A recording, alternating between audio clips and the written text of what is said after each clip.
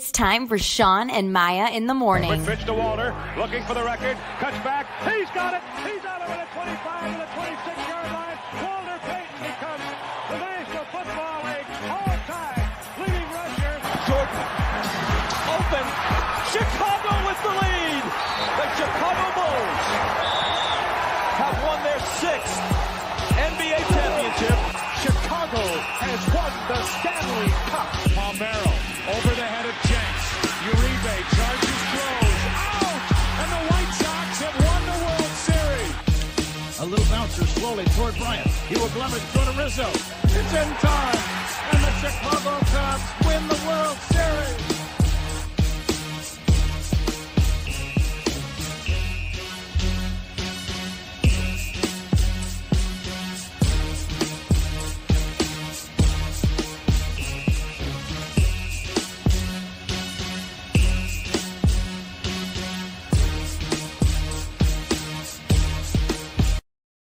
What up, what up, what up? Welcome to Shawn and Maya in the morning on this TGI Mickey Ficky Friday. It's the weekend, baby. I'm going to tell you what, I am fired the freak up. Guys, we have a phenomenal show for you. Thanks for tuning in.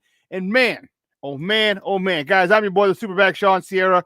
And listen, if you're watching this on Facebook Live, well, then I guess you found us on Facebook. Now, if you're watching this on our, on our YouTube channel, excellent.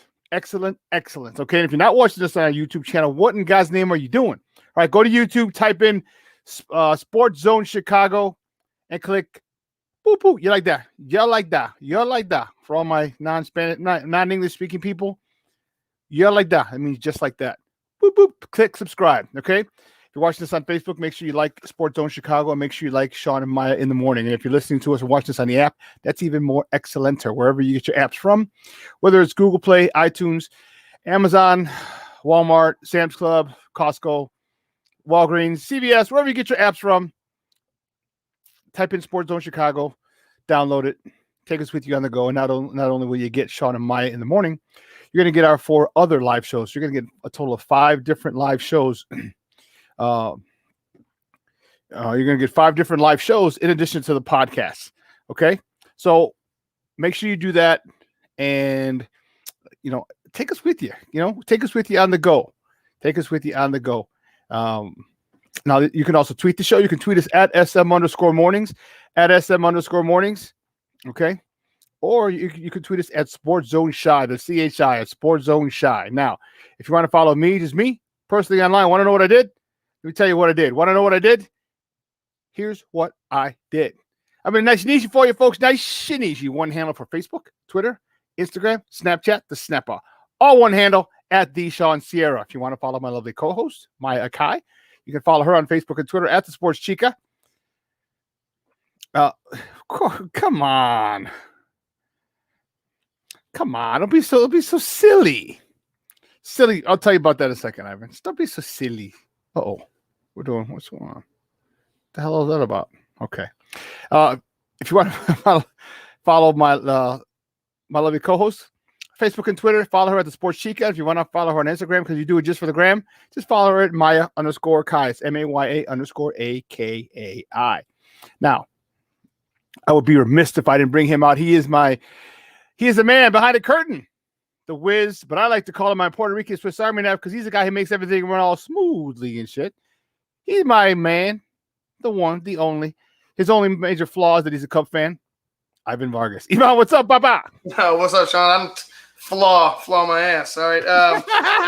Hey, it's big way to get off that snide, that little skid there last night. I was happy about that, man. Mm-hmm. Really happy about that. But bigger news, and I know we're gonna get to it, and we got a good show coming up for you guys today. But bigger news is So you're just gonna take some thunder? No. Bigger news. A little piece of land just got purchased, so I'm gonna let Shawn lead you into that. But I'm excited for it. There's some, our boy Phil, we're gonna have Phil on today. He sent me a message, or he had posted up a picture, or somebody did in one of the groups, and I don't know, some ass clown was just commenting like, "Oh, Lightfoot should cut like video footage to Chicago if the Bears move to Arlington or something like that." You know what I mean? And I'm like, dude, like what what kind of stupidity is this, man? Like you don't have look. They just it doesn't mean that they're moving. They just purchased the land. They can make a new facility out there. They didn't even purchase. They didn't even purchase the land. They didn't purchase it. They just bid on it. They just bid on it. But like, it could be anything. It could be a new facility. You know, they could move out of Lake Forest. You don't know yet. But for me, I would say you put a stadium there. You're definitely going to talk about that coming up. Vernon, what's up, Papa? How are you? Hey, listen. Guys, we have a phenomenal show, but we need you to get interactive with us today. Or you see my guy Vernon already talking ish on Friday. I love it. I love it. I love it. Keep the comments coming. So listen, whatever platform you happen to be watching us on, whether it be Facebook, whether it be YouTube, whether it be on our app, wherever it is, just do me a favor. Just leave a question or comment right there on that particular platform. Okay. And my super producer, Ivan, will pull it up, put it up on the screen. Listen. We have a phenomenal show. I am not bull jiving at 10 o'clock. Listen, at 10 o'clock. Ooh, can you see it? No. There you go. 10 o'clock. Josh Friedman from WGN Sports is going to call in and going to join us. We have a lot to talk about. See, Josh, I love having people like Josh on because Josh can talk Bears, Bulls, Cubs, Hawks, Sox. Doesn't matter. He can talk it all. We're going to talk little Cubs. Okay, Ivan, you'll be happy. We're going to talk a lot more Bears, though. You know, Ivan talked about the purchase of the bid of putting in the bid to purchase the land. We're going to talk about that and what that means for this Bears team. So Josh Friedman from WGN Sports or GN Sports is coming on at 10 o'clock. At 11 o'clock, you know what it is, Friday. So 11 o'clock on Friday, you know what time it is. Don't even act like you ain't even know. You know what time it is. My man, the draft doctor himself, Phil Toshin, comes on for the two-back set at 11 o'clock. What a phenomenal show. Josh Friedman, 10. Phil Toshin at 11. Listen. Luis, what's up, Papa? Luis is in the house. Armando Lara Jr., what's up, Junior? Patty, how are you? Man, the regulars are rolling in. I love it. I love it. I love it. Thank you so much for tuning in, for the support, for the love and support. We truly, truly appreciate it. But, guys, you know how we do. The first segment of every show is called Top of the Morning. Just when you want it. Top of the morning to you. Top of the morning to you. Top of the morning to you.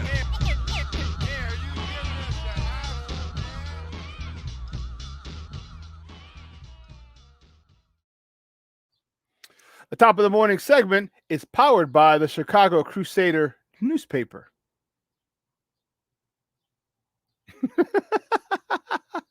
The Top of the Morning. There's like a million things here. And I'm like, shit, I lost it. The Top of the Morning segment is powered by the Chicago Crusader newspaper. And with that, we bring in their guy. We bring in our guy. We bring in your guy. He is the man. I love having this dude on, man. We had him on we have you on Wednesday?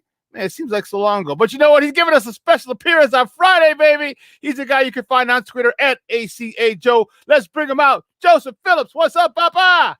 What's up, fellas? How y'all doing? Whoa, you didn't say what's up, Papa? What's up, Joe? What's up, Papa? Oh, you know, I got 2 sons now, so. Oh, I got you. Okay. I haven't had sleep in 48 hours, so. Hey. How's Theo, Joe? Oh, Theo's running the house. He's like the little Theo Epstein. He's running the organization. He was like, "Oh, you thought you were going to sleep tonight? Don't go to sleep because you might get traded." So hey, I was just like, "Okay, Daddy, man, I get it. I get it." Hey, Michelle, what's up, Papa? He's checking in. Michelle Walls, man, we got people on the text line. They are man, we are full. I love it. I love it. I love it. How you doing, man? What you got planned for this beautiful 90-degree weekend, baby? Woo! All right. Well, I know one thing. I know my son. He had a severe asthma attack this week. So my goal is to help him build his strength back up so he can possibly play his last baseball game. You know, this weekend. On Saturday, it's supposed to be a huge picnic for the kids. Okay. They're gonna do something, a little barbecue to close out the season. So they want him to be there. So I'm gonna try to get his little strength build up today, so that maybe tomorrow he can get one at bat or something like that. You know, go out and. Because he's been doing really well. I mean, for a first-year player, he's putting up good numbers and never played the sport before. What's his WAR? His WAR, I say this: he draws a walk every game, and he averages a hit every 2 or 3 games. So you put that together, he have a high base percentage, and then he's also a catcher too. So he calls good games also. Oh, he blocks stuff. That's awesome, dude. That's awesome. Yeah. So he's doing good. He's been watching a lot of Wilson Contreras, and so hopefully he can keep learning from him in the off season. Okay. Good stuff, man. Good stuff. Well, then let's get right to it. The first top of the morning segment, man. We might as well start with your guys, the Cubs. The Cubs salvage game. They beat the New York Metropolitans yesterday 2-0 out in Kings from Queens. From Queens come Kings. I'm raising hell like a class when the lunch bell rings. Hendricks was on the mound yesterday. He gets the win. He's 9-4. He went 6 innings, 2 hits, two walks, 7 punch-outs. I meant to say 6 shutout innings. Excuse me. Javi Baez. He provided all the offense you needed yesterday. He was 1 for 4 with a 2-run homer. Joe, talk to me. How do you feel about salvaging a game against the Mets? Oh, man. First of all, I just want to send a shout-out to Mr. Cal Hendricks, who's just been on fire lately. And he hasn't even had his best stuff. Like he's 7-0 in his last 7 starts. What a way to come in and stop a losing streak, because I was really concerned, because I just thought, hey, we've been so hot lately. And we're in New York City on the road. The Mets been playing very well. They're a first-place team. And to come and do it along with the Javi Baez home run, knocking the ball into the Big Apple, that was a signature win. It was, man. And you know what? Let me tell you, this was they needed it. You got off the schneid.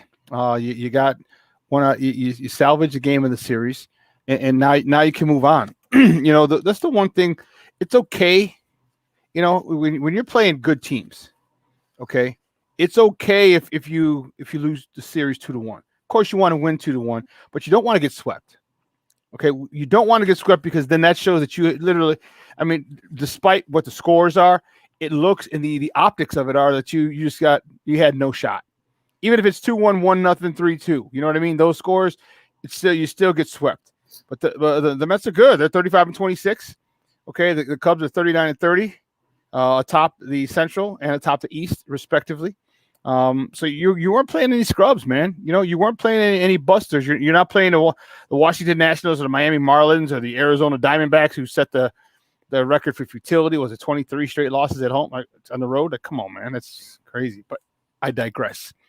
Getting that one yesterday was huge for them, and you know what? I'm happy that it was one of the stars. Okay, this is what stars need to do. This is why you get paid the big bucks. This is why you want a contract for bigger bucks.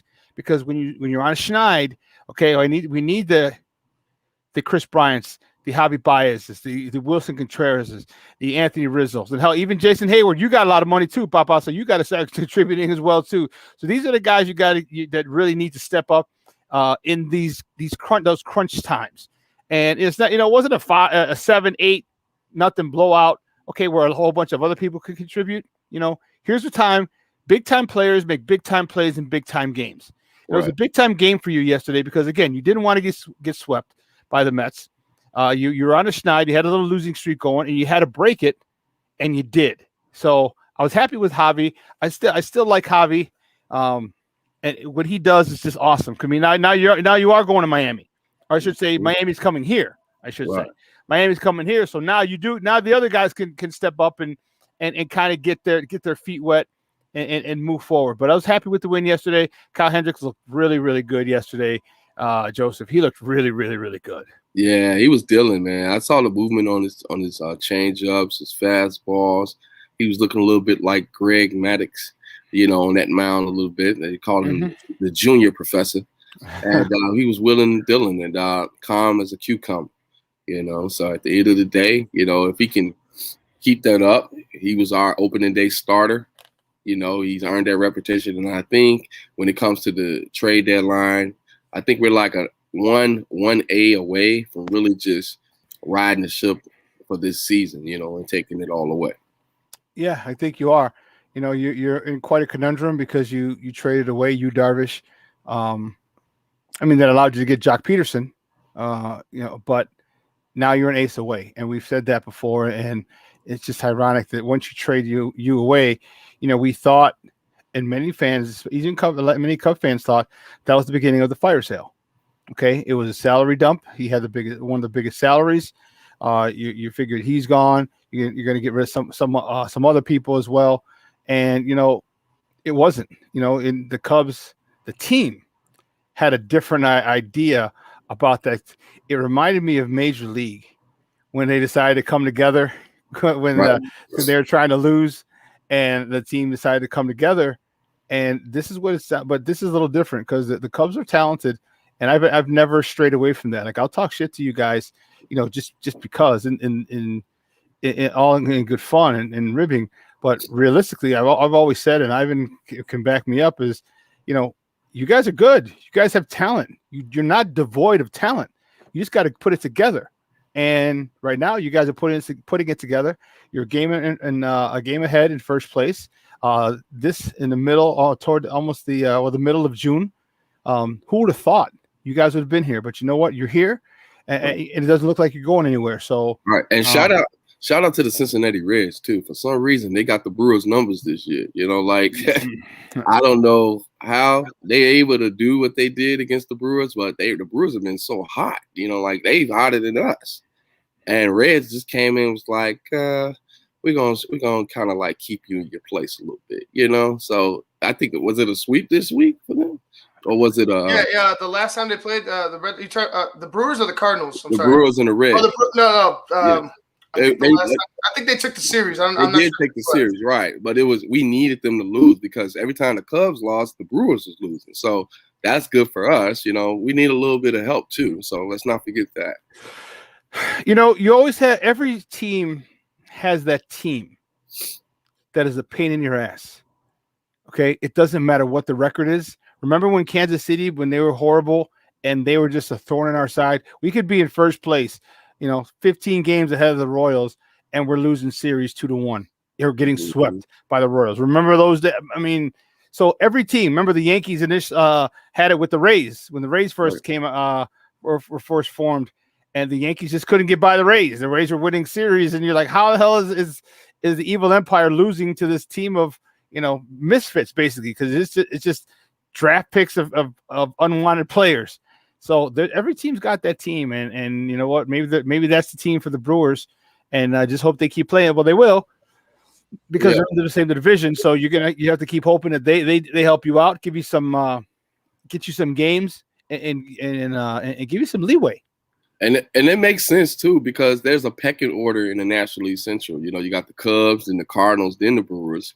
And with us, we were coming for the Cardinals for so many years, and the Cardinals didn't want us challenging them. And then when we start challenging them, we start overcoming them in certain series. Then low key, the Brewers was watching us with Craig Counsell, who feels that he can beat the Cubs at will because he played for the Diamondbacks, and he was kind of used to beating the Cubs as a player. But he had to realize that you're not a player anymore. I'm a coach. So therefore, we had to take another strategy to come at them. So they started picking fights with us, like, trying to kick our fans out of the stadium, just little things, trying to pick little fights with us. And we just like, look, we're the nice guys. Even though we're not claiming to be better than y'all, but we the nice guys. We're not trying to fight y'all. And they keep trying to bring that fight to us. So they're always going to be a pain in our neck. And Cincinnati is the same way to them. Like, just like we're being hunted, Milwaukee's being hunted also by the Rays and those lower tier teams too. Well, the way they've been doing it is I think that's the most bewildering thing, is how they've been doing it. Pitching, and honestly, this timely hitting, and that's been the struggle of them the past 4 years, and it's not been the case after April this year. It's right. The case. April was just kind of horrific, but after that, they really, you had to give credit. Like we talked about, Tony La Russa and how like this locker room is kind of coming together. What's same with David Ross? Like after April, it could have been a fire sale right there and right then and there. You know what I mean? Like Jed could have just been like, all right, you and you gone. We're just gonna go ahead and call the seat, cash it in, and take a back seat this year. But they didn't, and I really believe that David Ross is a big proponent of that. I think he's the guy that kept the locker room together after April, and he's probably the guy that's barking at the front office to get him more help. And he already is. He's already been barking about a starter, and I feel, I just feel like he deserves more credit than we're already giving him, and he's gotten a lot. just to add to what you're saying, Ivan, I know we got to move on to the next topic, but I think David Ross, and I know we don't give Joe Madden enough credit for what he did with this team, but I think David Ross is taking a lot of his cues out of Joe Madden's playbook, just how he's doing things. He's allowing guys to play multiple positions. And with that being said, guys are playing every day, like a Patrick Wisdom who's high. Normally a Chris Bryant is playing third base permanently, but because of the way David Ross is using him, he's been using him all around the field. He can play anywhere on the field. Javi's getting breaks every now and then because of Alcantara, who's been a blessing to this team. And then in addition to that, we got a lot of guys, making hits in situations, like situational hitters, so we got to give credit when credit is due. Only person we need to get on board is Jason Hayward. And I know Jason, I'm proud of Jason that he's not going for the vaccine stuff. I just want to say that because, he just letting you know that those are school of thoughts. I don't care how much money you making. You're not putting that stuff in my body, okay? I'm glad he's stepping up when it comes to that. He's anti-vaccine, so he does have my support on that aspect. But other than that, he needs to hit above 100 or 190. That's all I need from him. I'm okay with him. Joseph said everything perfectly. Yeah, I'm okay with it. And people can have your opinions about it. And you know what? But in this cancel culture, when, if you're not with the popular opinion, or even if you are with the popular opinion, or if you, once this whole cancel culture thing is just really, really unfortunate. Okay, because you don't do anything. One thing that a person or a group of people don't like, well, then they cancel you, and it's just right. What it is it's being bratty. Okay, right. And that's when you refuse, and that's the problem. One of the biggest problems in society, when you just don't listen to other people. Mm-hmm. You don't listen and try to see the let me put it this way. You listen, but see, the problem with today's culture is people listen to respond as opposed to listening to understand. Mm-hmm. If I'm listening to what you have to say because I want to hear your point of view so I can try and understand your point of view, then the conversations are going to go a lot different. If I'm just letting you speak so I can just rebut whatever it is you said. Yeah, but no, but but here's this. Everybody has a rebuttal.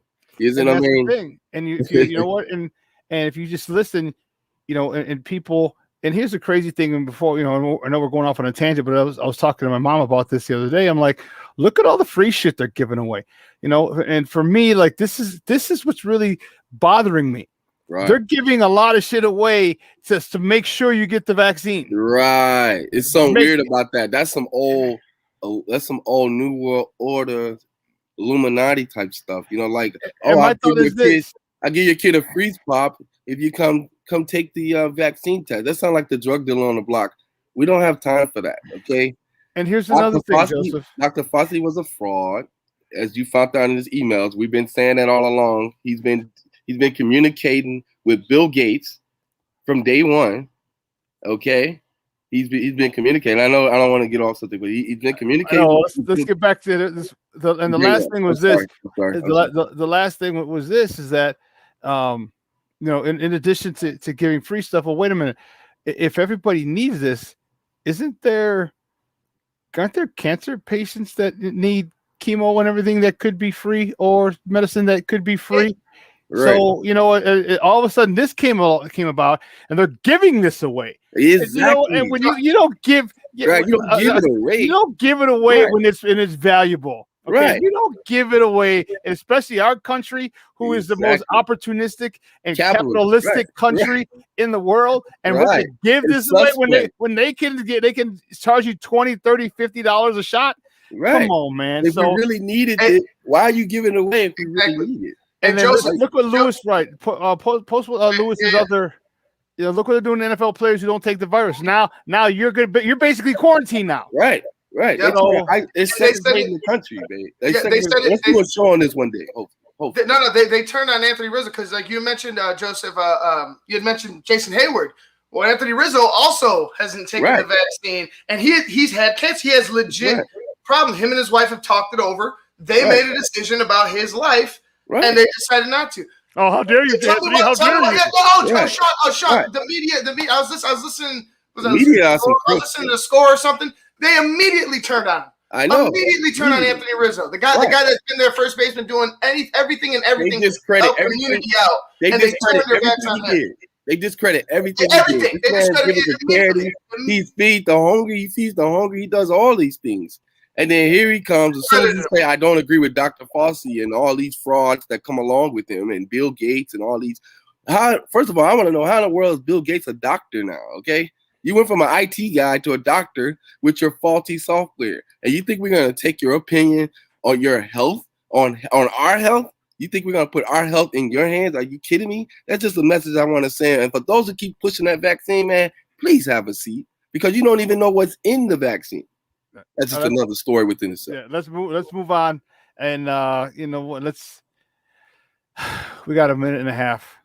You know what? We can take a break early. We can take our break early. Okay. Guys, we'll take a quick break. On the other side of the break, we have more top of the morning topics, so don't go anywhere, folks. Keep it locked right here. Shawn and Maya in the morning on SportsZone Chicago. Take off the glasses, please.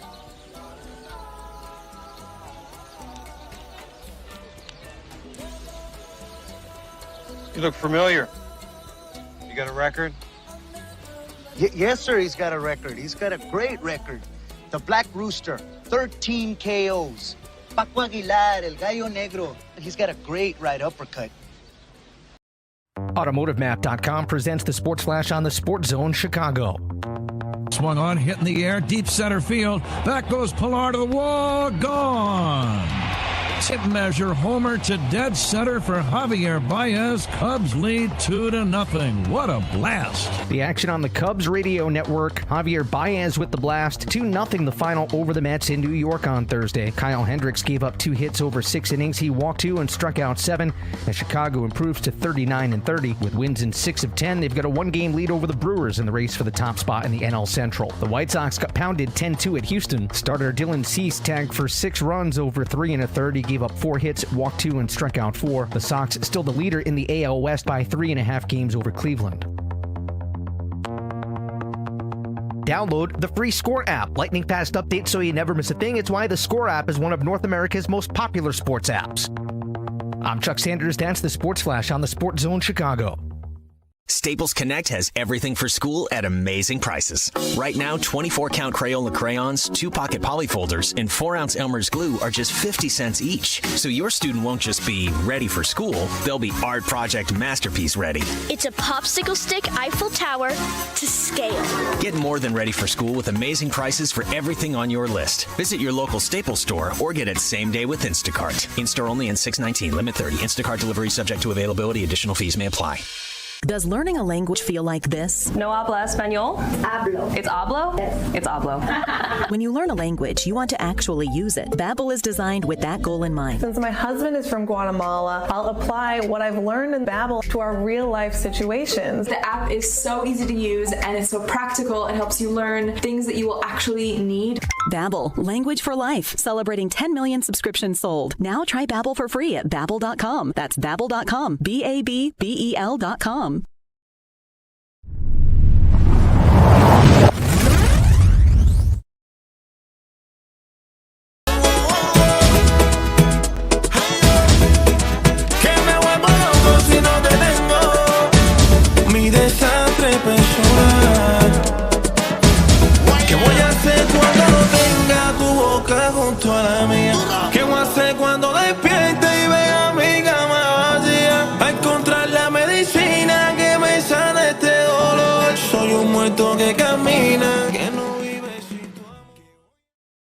That's my man right there. Welcome back to Shawn and Maya in the morning on SportsZone Chicago. Mi desastre personal is my man.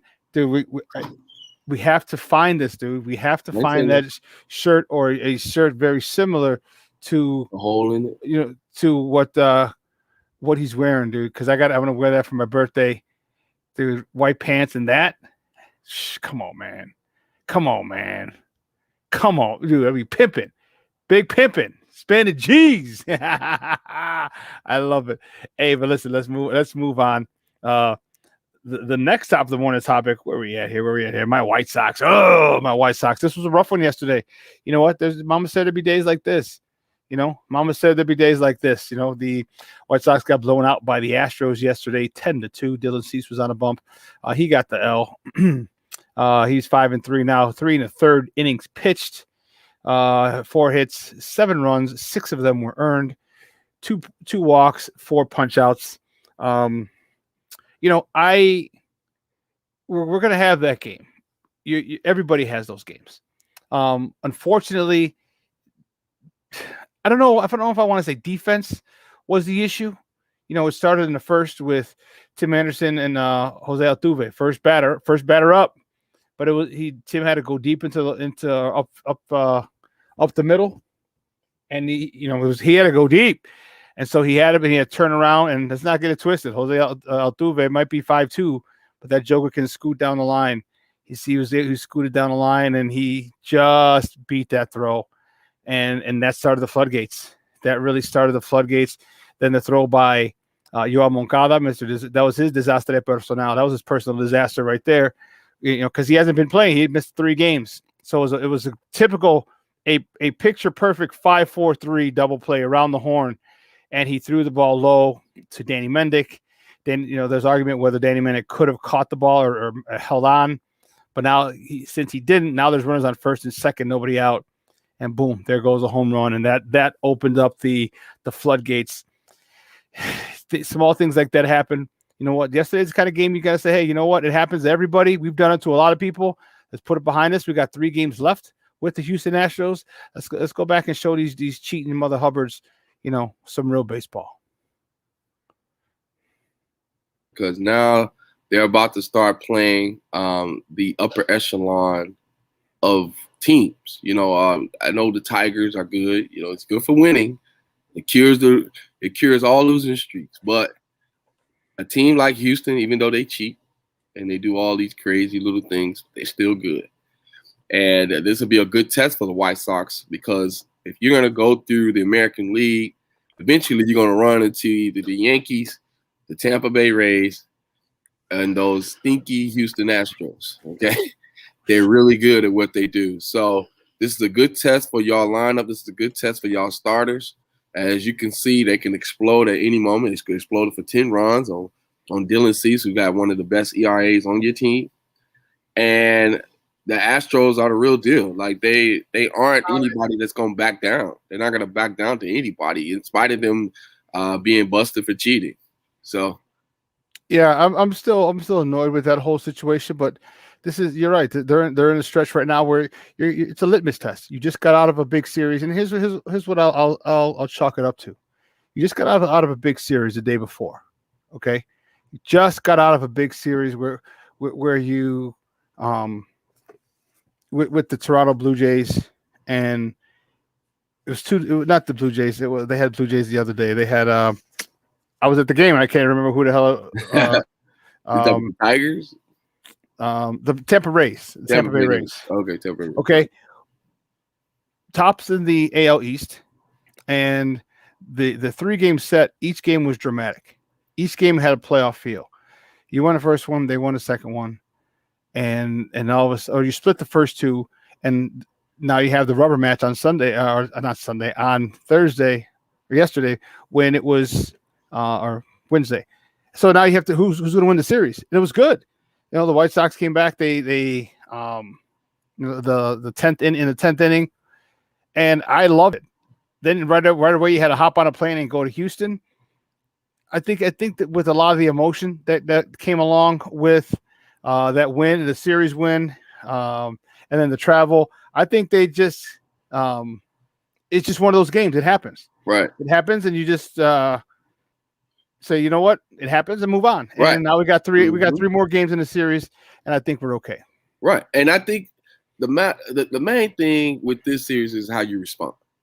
So now you took the first punch, 10-2, boom, he smacked you in the mouth. Now you're gonna get up and fight back, or you're gonna just lay down and take a beating.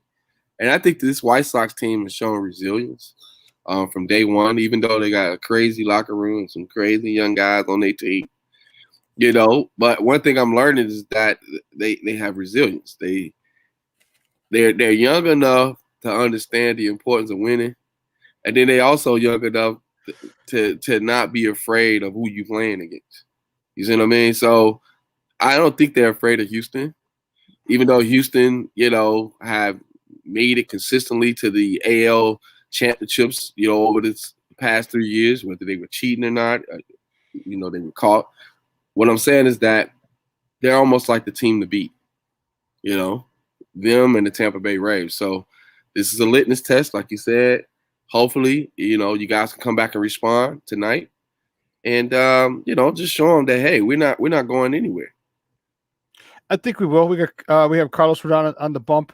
He had a rough outing his last one, so I'm expecting him a nice rebound game for him. He's on the bump today. He's 6-2 with a 1.89 ERA. He's going against Luis Garcia, who's 5-4 with a 2.98 ERA. And I just think that the thing that you said which was most poignant is that they're resilient. They understand who they're playing against. Okay, you just got done with the Rays. Okay, first place in the AL East, had the best record in baseball until they left Chicago, and then we took it from them. And now you got the best team in the NL or the AL West. Okay, now it's a 4-game set too. It's not even a 3-game set. So now you really get to flex your muscles and you get to show people. Okay, you want.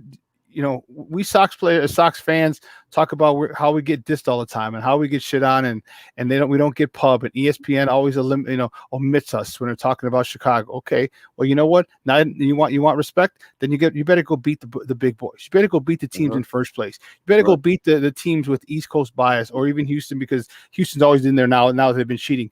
If you start beating some first place teams, okay, guess what? They have no other option but to talk about you. None. And can I say something to that whole, the Sox not getting national TV attention? First, I tell people, the Cubs have their own network now, okay? So it's kind of different for us Cubs fans, because we don't get to see them every day. If you don't subscribe to the marquee network, you're not seeing the Cubs. So the one few times they are playing on ESPN is because of that reason. So most Sox fans, so they won't think it's beef between us. It's not about us getting the attention. It's the fact that we don't get to play on national television consistently like we used to with WGN. No, but that's what I'm saying, Joseph. Yeah. That's what I'm saying. So, we're not saying this year, but I'm saying the Cubs have always gotten a lot more national attention. They've gotten a lot more, and hell, a lot more local attention. So that's all I'm saying is that it has nothing to do with your network. Okay, it just has something to do with the fact that the Cubs have always, Sox have always been second fiddle because of the whole WGN situation when it was free for a long time. So and it was on the Superstation, WGN Superstation. So no, so that's what I'm talking about. They get national attention. It has nothing to do with their network. Right. The reason why I said that, because this year, like I said, us Cubs fans are even suffering because some Cubs fans don't have a marquee network. They can't afford it, So the one time we get to see them play on national TV and getting them on back-to-back nights, that was like a privilege for some Cubs fans. Now the White Sox, on the other hand, they got a sweet deal where I know the Cubs built out of the deal because they wasn't getting a good cut of the money and they had to come from under that deal. But the White Sox have a sweet deal with what's that, not Comcast, but NBC Sports Chicago, where they getting their minor league games played. They pretty much run that network, so regular cable, you can watch the White Sox on a daily basis. So they actually getting more exposure and more opportunities to push their brand, with that being said. Now, if the Cubs were doing the same thing that the Sox are doing, where you can watch it on cable without paying the extra fee, then I'll say something. But this year, it all belongs to the Sox, the whole cable network stuff. If you're not subscribed to the marquee network, you can't watch the Cubs pretty much. Well, that's the chance you took when you decided to go and have your own network. So and then it bit you in the ass because there were no games last year. When you launched the network, there was nobody, there were no games or 60 games, and that was so 60 games and a lot of reruns is what it was. Oh yeah, a lot of Chicago Bears replays. Anyway, moving on, the next top of the morning topic: the Chicago Bears have made the first move. The Chicago Bears have put in a bid to purchase the Arlington Racetrack in Arlington Heights, Illinois, which has fueled speculation on the fact that the Bears are intending on moving out of Soldier Field, where they have a lease with the Chicago Park District, who owns Soldier Field, to the year 2033. But a lot of fans are talking about this.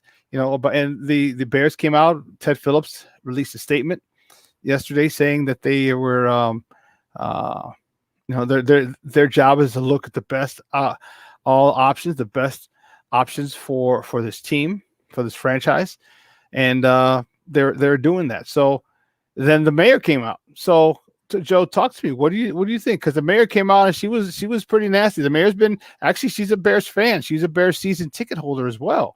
She's been so for years, and she had something to say. And this is people in Chicago, especially a certain hue of people, have things to say about her. Like what she said was ignored by them, and right away they jumped. Well, she should worry about this and this and this and this and this. But as a Bear fan, you don't want to go to. None of us want to go to Arlington Heights. Your thoughts? Well, at the end of the day, this is very similar to Jerry Reinsdorf threatening to move the Sox to Sarasota, Florida. Or the Ricketts. Like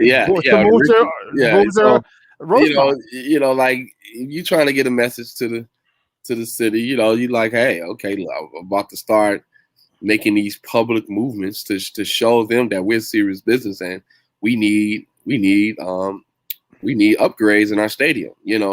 Bottom line is, when it comes to the Bears and Soldier Field, yeah, our field is horrible. Don't get me wrong. Okay. But we also have a home field advantage. So my thing is, I think we need to focus on the product on the field versus trying to, uproot the team right now. It's just bad timing. We just got a new quarterback. This is not the time to be trying to push that you're trying to leave. The fans are already ticked off because of what you did last year. So you just need to just chill, And if you are thinking about leaving, you need to be a little bit more low key about it. Don't be so publicly about it.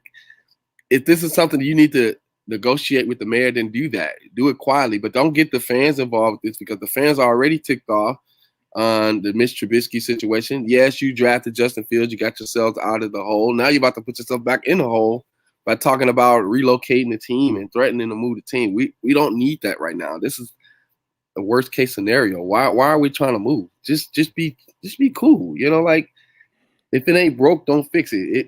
If the mayor says she's gonna help you, maybe not this mayor, maybe the next mayor. She may not be the next mayor. Okay. What I'm saying is that political terms only last for so long. So don't get caught up in what she's saying. At least kind of be patient and try to see what the political atmosphere would be in the next year or two.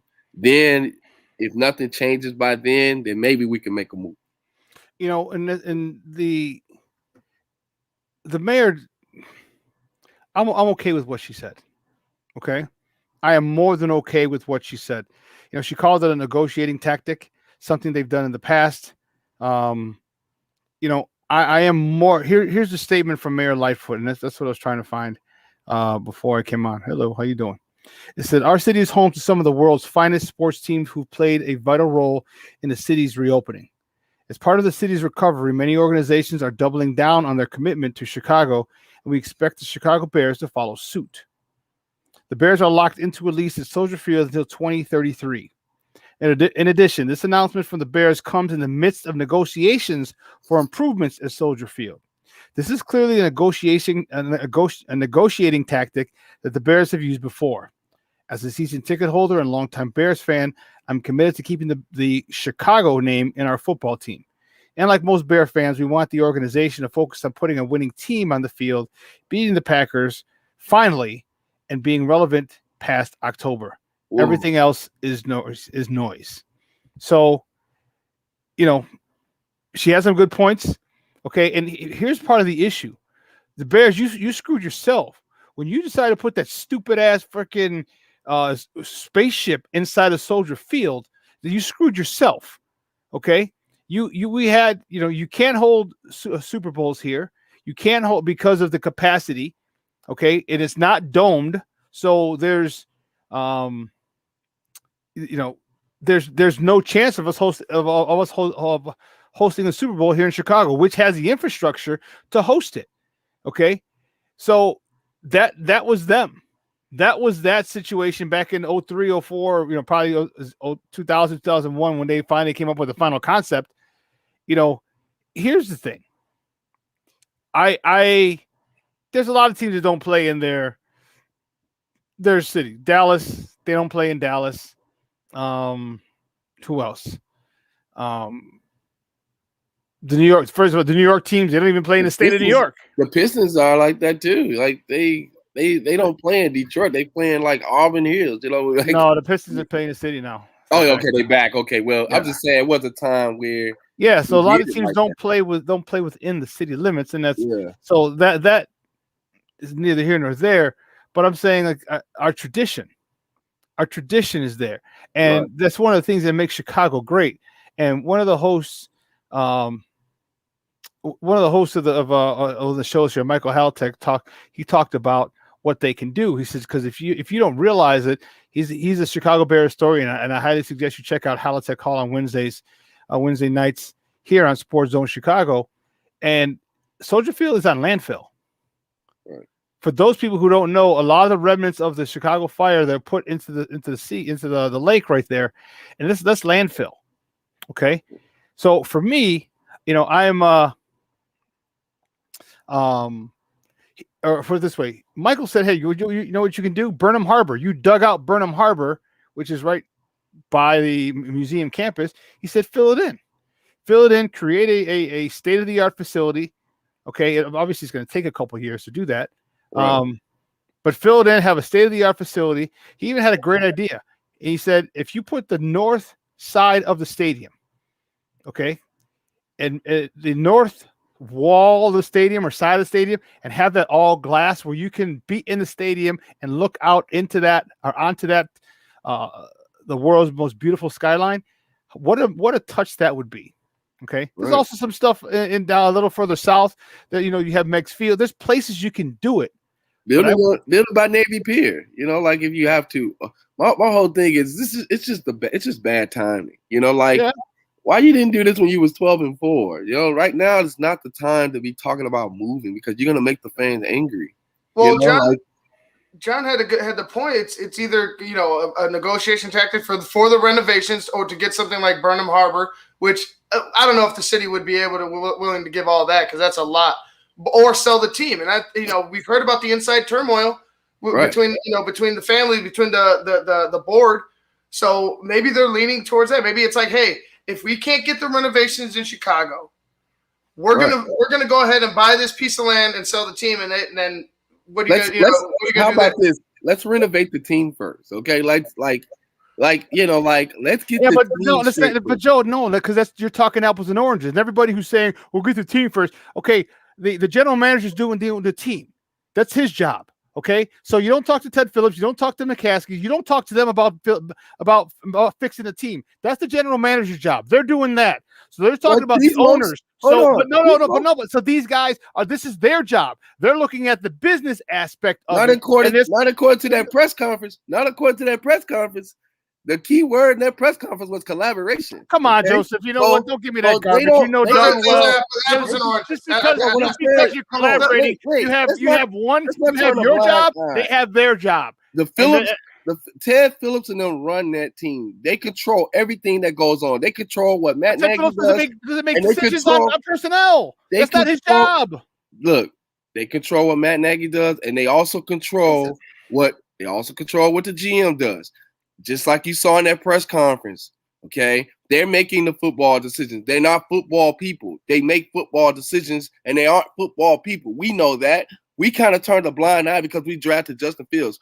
We still have to stay on them because it's still under their control. It's just like watching Matt Nagy trying to develop Justin Fields. We still don't trust him, but we're glad that we got Justin Fields. It's the same thing with the Bears team. We still don't trust management, but we're glad that the Bears are getting better. Are you telling me you think that what's his name had a hand in picking Justin Fields or Tevin Jenkins? Because he threatened. He had to threaten. He threatened. You think Ted Phillips had a hand in picking those guys? If y'all don't get a franchise quarterback in here, it's over for y'all.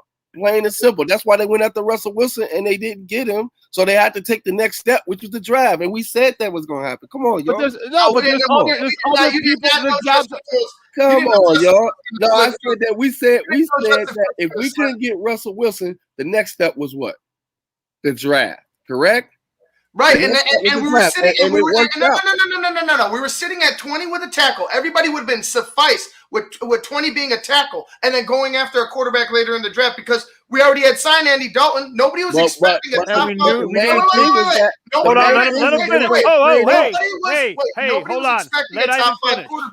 Nobody was expecting a top 5 quarterback to fall to number 11. Why do you think Justin has a chip on his shoulder? Because everybody was telling him he's a top 10 pick for sure. Right. And they didn't go after him. The Panthers didn't go after him. The Broncos didn't go after him. Right. Teams that should have went after him where he wouldn't have been available. Well, we need to be thankful the Lord. Joseph, let Ivan finish. It was luck, Joseph. That's all I got to say. It was luck. When it comes to the stadium, they want a Super Bowl. They want more money. Building a stadium where you own your parking rights, you own your ticket rights, you own everything will give them that opportunity. You can't unless the city wants to give them all of that, which I think that's where they're going. I think the Bears will have to move and sell the team if that was the case. The Bears are in a similar situation than the Cubs were. Okay. Yeah. All right. So let's not act like we haven't seen this before. We need new ownership. Okay. We need new ownership. Okay. Bottom line, we need new ownership. I'm tired of hearing us defending them one day and then tearing them down the next. It's either you're going to be against ownership or you're going to be for ownership. And right now, the only reason why we're applauding ownership is because we got a QB. But that don't mean we turn a blind eye to the mistakes we made. Bottom line is this. Who's applauding ownership? What I'm saying is that people are trying to give him a pass. No, I'm saying you're trying to give him a pass. Like, no, you're not trying to give him a pass, Joseph. We've said Ryan Pace did a great job. Ryan Pace did a great job this draft. Yes or no? He had to. No. That doesn't answer my question. It's did he do a good job or did he not do a good job? I don't care the circumstances. Did he do a good job in this draft? No, it's yes or no, Joseph. I don't need a diatribe. Hey. Did he do a good job this draft? Yeah, he did. Okay, so that's all I said. That's all we said. Not he better. Okay, we said here he couldn't. He didn't have to do the Justin Fields thing. He could have had a shit draft the rest like he did the other times. And he would have been out of here. He would have been out of here. But that's not the point. The point is he had a good draft. So give him credit because you don't like him. Because I don't like. Don't shit on him because you don't like him. I don't like him either. But I will give him credit because he had a good draft. He did what he had to do, and he had a good draft. I have said nothing about ownership. And a lot of people haven't said anything. They're not applauding ownership. They're applauding Ryan Pace, which they should. At the end of the day, I just think it's bad timing. That's it. Okay, it is. You're right. We agree on that today. Okay? Yeah. So we shouldn't even be having a discussion about this. Why are they bringing this up right now? That's the crazy part. Well, because they put the bid in yesterday. There's a reason why they bring it up because, like Ivan just said, they're possibly going to sell this team, and they need to sell it to the right person. Because we don't want to go through what we went through with the Cubs. We don't want to go 108 years without a Super Bowl, okay? We don't want that. Dead. All right? Exactly. Our grandkids will be dead. Hey, by that time, everybody be driving cars on the field. Bottom line is this. At the end of the day, management have been horrible to the fans, okay? We have a love-hate relationship with management, okay? Yes. They give us one win that lasts for 30 years, and we're happy. Of 40 years and we're happy. We actually been abused. We actually been mistreated. And now you're going to bring this up as soon as we get a quarterback. You're talking about moving the team out of Chicago. Are you crazy? You know how frustrating it is to long-time season ticket holders? Okay? What I'm saying is that at the end of the day, we don't want to see another, what's my man's name? Cade McNown. We don't want to see another Rex Grossman. We don't want to see. We're not, Joseph. We had Justin Fields. We're not. We want to see. Listen, I'm trying to get to this point. We don't want to see another one of those guys, and then at the end of the day, we finally get a quarterback, and then you move the team to Arlington Heights. That's frustrating. Okay, you need to sit down and be quiet. That's what you need to do. You owe us time. You owe us 30 years. What are you talking about moving? Get it together. Okay, get it together, Bears. We don't want to. You're forgetting the whole thing. This is about money. Cash rules everything around me. Cream, get the money. Dollar bill, y'all. Because what happens? Money. No, you're not paying it. Listen to what I'm going to say now. The fact of the matter is the reason Lori Lightfoot went off on him because now you don't get city tax. Okay, because it doesn't matter who. Okay, they like the city loves it because it's the park district. The park district gets all the parking. Okay, it's their land. Okay, so if you build a facility and the Bears do own the land in the facility. No problem. But guess what? There's going to be a city tax. There's going to be a city of Chicago tax, and all that money is what the Bears are going to lose. And and here's what else you're going to lose. You're going to lose everybody coming into the city. You're going to lose everyone staying at the hotels. You're going to lose everybody eating at the restaurants. You're going to lose everything. 8 games a year, and maybe more. Okay, you're going to lose, and this is what they're fighting. They don't give a damn about the actual Bears. This is what from the city. They want the money. Why do you think that they're pissed about the places in Bedford Park? Okay, because the hotel's over there on 67th in Harlem, or 67th in Harlem and Cicero. That's not the city. They get no city taxes off of all the people that go in there, fly into Midway, okay, stay at those hotels and fly out of Midway. They get nothing, okay, and that's what this is about. Because if you send them on Arlington Heights, guess what? You're going to have people in Oak Brook. You're going to have other hotels all in around that area getting all that money, all those restaurants getting all that money. And yes, they're going to come into the city for a little bit, but they're not staying there. They're not getting all that money. This is what it's about.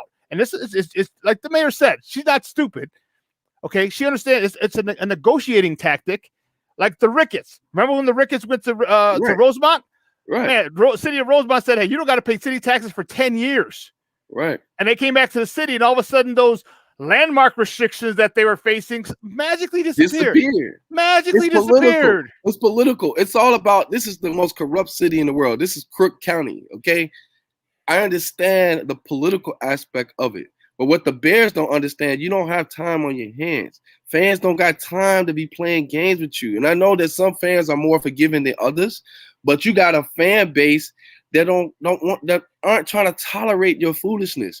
Bottom line is, if you're going to do this, you should have mentioned this 2 years ago, or you should have started talking about this 2 years ago before all of this stuff happened. That's all I'm saying. This is not the time to do it. The timing is horrible. It was before they knew, but it was before we knew there was some type of a rift with the board and everything like that. Just like I said, even if they were to be like, all right, we're going to sell this team. Wouldn't you think the biggest bargaining chip was to sell, like to get the highest bidder, was to have a giant plot of land where you could build your own stadium. A new owner could build their own stadium and make their mark in the Midwest or in Chicago. I think that would be the biggest thing for me. If I were a billionaire trying to buy a team, I would want to do it my way and not be handcuffed by a city. Yeah, but that's true. But you're talking about the team that started the NFL. First of all, at this point, that was 1920, bro. We're in 2021. That's over. You got money. It's just like taking. And they want more money. And they want more money. Yankees out of New York, you got money. Use the money. You mismanage your money. That's the problem with the Bears. They don't allocate their funds like they should, and they use it on stuff they waste them giving CEOs and stuff big time paychecks. They need to cut back on them some. Use that money to invest in the team versus trying to argue with the city. We got bigger problems to face. At the end of the day, all I'm saying, the timing is bad. That's all I'm saying. I'm not saying it couldn't happen any other. Arlington Racetrack wasn't available before, okay, and they wanted, and it wasn't available before. The rift between the family wasn't there before, or it wasn't public before. Now it is. So listen, we got to take a quick break. Hey Joseph, thank you, Papa. I appreciate it. That was good, boy. That was heated on Friday. I missed y'all guys. I know. I came on here like Justin Soldier Fields, baby. Then we can't call him Justin Soldier Fields. I know. We can still say this is Justin's Fields. It'll be Justin Cornfield. Yeah. Hey, Fields is still in there. Hey, Joseph, great stuff, Papa. Have a great weekend. Right. Hope the little man gets to get an at bat in his final baseball game tomorrow. Get him out there, and have a little round tripper. All right. All right, guys. Peace out. God bless. All right. Listen, hey guys, we got to take a quick break, and on the other side of the break, a good friend of the program, Josh Friedman from WGN Sports, is going to come on. We're going to continue this conversation with the Bears. What are we going to do? What are they going to do? And are you going to be pissed if they are the Arlington Heights Bears? I know they're still going to be Chicago Bears. I'm being facetious. I'm being a funny guy. Arlington Heights Bears, though? Come on, man. Josh Friedman on the other side of the break. Don't go anywhere, folks. Keep it locked right here. Shawn and Maya in the morning on SportsZone Chicago.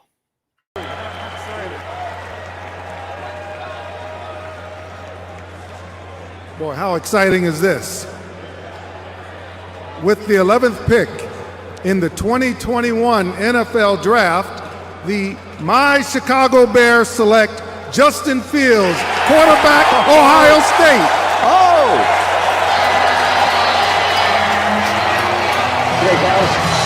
This is a founding franchise in the National Football League. In 1920, as the Decatur Staleys, they have waited that long for a great quarterback in Chicago. Will it be Justin Fields? AutomotiveMap.com presents the Sports Flash on the SportsZone Chicago. Swung on, hit in the air, deep center field. Back goes Pilar to the wall, gone.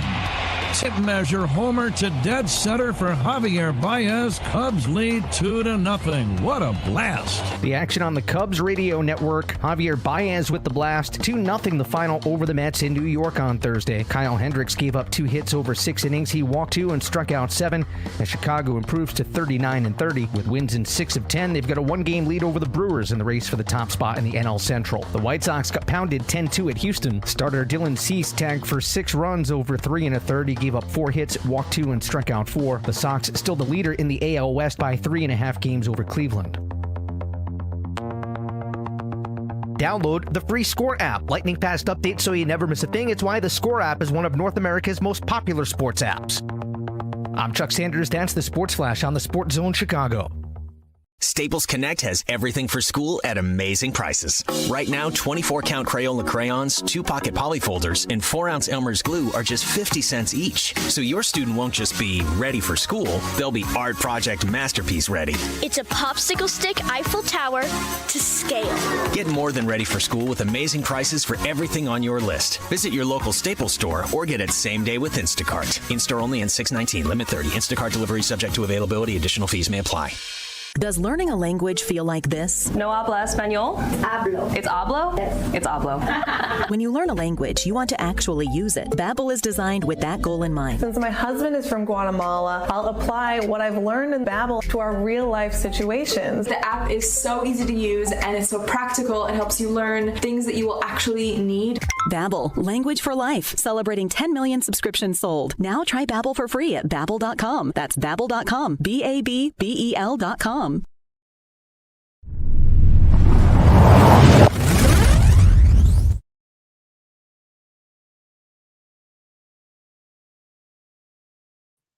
Welcome back to Shawn and Maya in the morning on SportsZone Chicago. We just got done with the first hour of the show, our top of the morning segment, and man, it got heated. It got as hot as it's about to get this afternoon.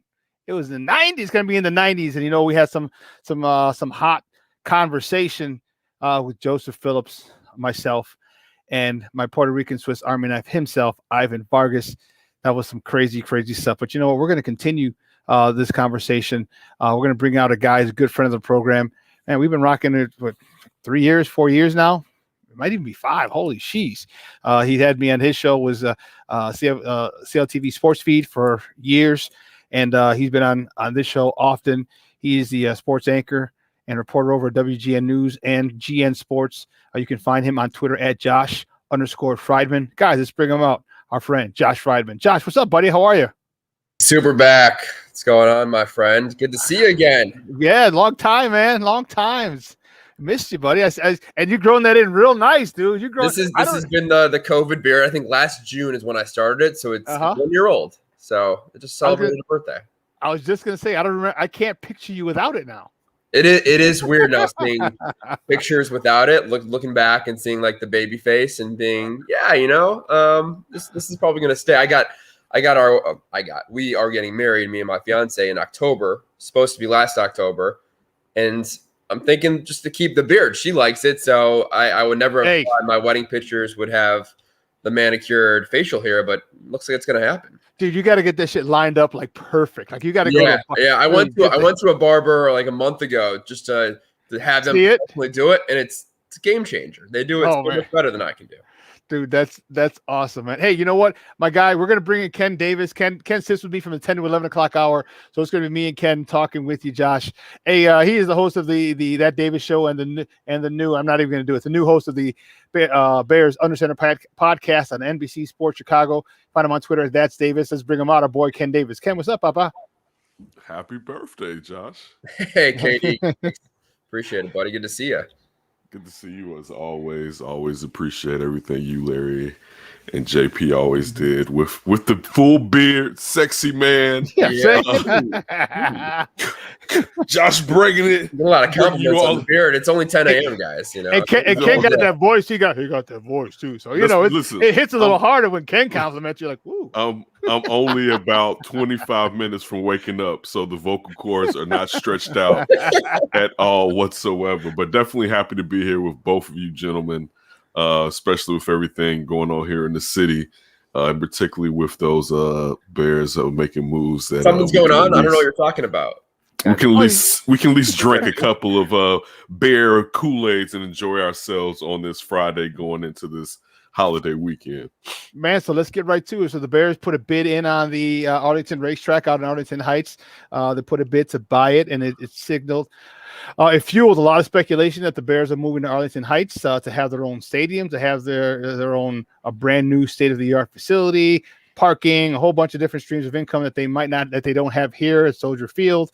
Your thoughts, Josh, on the timing, on what do you think? Is it just a negotiating tactic because the mayor came back pretty harsh, strong against it yesterday? Your thoughts on the whole the timing of it? Well, yeah. How about Mayor Lightfoot throwing the shade there? And unfortunately, the first tweet spelled soldier wrong. So yeah, Soldier. You're gonna come back you got to get spell check working first. I got to say. Soldier Field. Yeah. She took it down and put it back up. But they do have to beat the Packers and be relevant past October. So I would agree with that part of it. Listen, timing wise, it does make sense because Arlington Racecourse is for sale. I mean, this is a new development in the past year with their owner Churchill Downs. So that is going to change what Arlington Racecourse looks like. Is it going to be this entertainment complex? Is it going to still be a racing complex? Is it potentially going to host football games and everything else that could be put into this multi-billion-dollar stadium and entertainment district? It makes sense from that perspective. The Bears would dip their toes into this. And it does feel a little bit more real, guys, the fact that they're putting out the statement themselves. This wasn't a leak. This is Ted Phillips issuing a statement through the Bears' social media and their public accounts. So from that perspective, I think there is some legs to this. Is it a posturing move? Is it a negotiating ploy? Probably as well. Like, this has happened many times in the past. This isn't their first go around with messing with Arlington Heights or any other suburban land to move. Let's face it, Soldier Field, for all the history and nostalgia, it's the smallest stadium in the NFL. You can't host a Super Bowl. Parking is a nightmare. Traffic is a nightmare. There are a lot of downsides to the location and the overall fit of Soldier Field by the lake. So I get why they want to move. And also, hey, they don't own their stadium. The Park District does. So they're not reaping all the benefits like a lot of the other NFL teams are. So if you're the Bears, if you're the McCassies, you're looking at, hey, there's this huge piece of property. It's up for sale. We could potentially not only build a stadium, but build out our own Wrigleyville, right? Build out Bearsville, if you will, and have all this really cool stuff in the suburbs. It makes sense from that perspective, from a monetary perspective too. I know fans, it's divisive amongst them. It would be weird to see the Bears out of the city, but I think if it does happen and then you go 5-10 years in the future, I think fans would be okay with it, and they would learn to accept going a little further out, especially the fans coming down, Bob and Bill driving up from Peoria and Harrisburg and all the southern and central Illinois cities wouldn't be too pleased driving a little bit further northwest of the city. But look, this isn't the first NFL franchise that has their potential stadium not in the city they are called either. Yeah, that was the first thing I was going to say. That the Cowboys, have they ever been in Dallas? Probably the Cotton Bowl years ago, but they've always been in Irving, and then now they're in, so the Giants, not even a state. Yeah. So it's just us because that's all we've known. We've known them to be here, and I agree with you, Ken. I hate it. I really do. And there's a lot of other options, but I do think it's a negotiating tactic because they don't own the stadium. They want money. Give me your thoughts, because we have Michael Halatek, who's on this show, on this network. He talked about a potential spot for it. He said because most people, he's a Bears historian. Like, most people don't know that Soldier Field is on landfill, and Burnham Harbor was dug out. He said, if you just fill in Burnham Harbor, he goes, then the Bears can have all that land. You have a state-of-the-art facility. You have Super Bowls. You have Final Fours. You have concerts year-round, because you can't have concerts at Soldier Field in October or November, December, January, February. Now you're starting to gain more revenue. Now it brings more stuff to the city. Do you see any spot in the city that could be a potential spot for it, beside that Burnham Harbor one that Michael Halatek has proposed? Talking me or KD, Shawn? He's talking to you. You. I thought we were talking to KD. I'm sorry. I was waiting. I was like, yeah, I want to see what Ken has to say. Yeah, that's tough, right? There, when you look at spots in the city, what was it? That's my dog barking, by the way, in the background. The yards that was supposed to be built with the 22,000 seats soccer complex that was squashed a couple years ago. Mm-hmm. So that's an empty land. Right now, where are they going to build an entertainment complex? Probably too small for what the Bears are looking at. And they went down this road before, right? They put a lot of money into renovating Soldier Field in 2002, and they moved to Champaign for the year. And that didn't work. I think people weren't happy with what they did with the renovations. Not at all. I've seen it compared to putting a Band-Aid on a wound, and you kept the columns and you did a little bit of a makeover job, but a lot of the issues that you have with Soldier Field now still exist because of that. So that's the problem. That's why you have to look to the suburbs, because that's where the land is. It could be worse, guys. They could be wanting to move to like Northwest Indiana or something. And they could have their asses if they moved to Northwest Indiana. Just like Richard Daley said, if you move to Northwest Indiana, then you're not taking that name with you. And but Mayor Lightfoot kind of implied that with Arlington Heights. Just crossed my mind. It just crossed my mind 5 seconds ago. It may not be an NBA, but Porter Mosley did leave Loyola, Josh. You crushed me one Sunday on Porter Mosley leaving Loyola. It just crossed my mind just now. So I'm good, because I enjoyed real quick. I did most of my sports feeds with Josh, and I enjoyed them immensely, and we always had a great time. I hope your mother's doing well, because I remember one Sunday she was down there. Yeah, she was. Oh yeah, I was like, that's a random factoid. But yeah, I remember she was down there, or whatever. But I always enjoyed it, Josh. So shout out to you, and I'm always happy to see you on WGN with all the changes. I feel secure when I see you working. I'm like, good. So anyway, I'm for real. Like, you're one of those dudes. It's like, my guy's working good. All right, keep it up. But look, this is the thing. I feel like it was a leverage play. You mentioned, Josh, that this has happened historically. I was reading an article in the Daily Herald yesterday that Papa Bear Hallis went into like the Chamber of Commerce for Arlington Heights in '75, and this was the first move. And then we know in our lifetime that Michael McCaskey pulled the same thing, and as you mentioned, Northwest Indiana too, and that's when Richard M. Daley was like, well, you're not taking that name with you. Listen, walking to Soldier Field is a task. All right, that's just the honest truth. Parking, trying to get there is a task, but the Bears play off of Lake Michigan, and none of us were alive when they were playing in Wrigleyville, and that's great because you don't want to score a touchdown and run into a brick wall, but still, the Bears play at Soldier Field. I mean, me personally, I'm not traveling my ass out to Arlington Heights. Check the Bears out. It's just not. It's not happening. Now, they could have Bears Village, which would be nice, but you know what Bears Village is for my grown ass? Downtown Chicago. So I'm good. Like, I mean, this is the weird part is, and I was saying this recently. So every 20 years or so, right? So this is my second time. This will be my second time. Every 20 years or so, I have to go through this with the Bears where they're trying to hold us for ransom.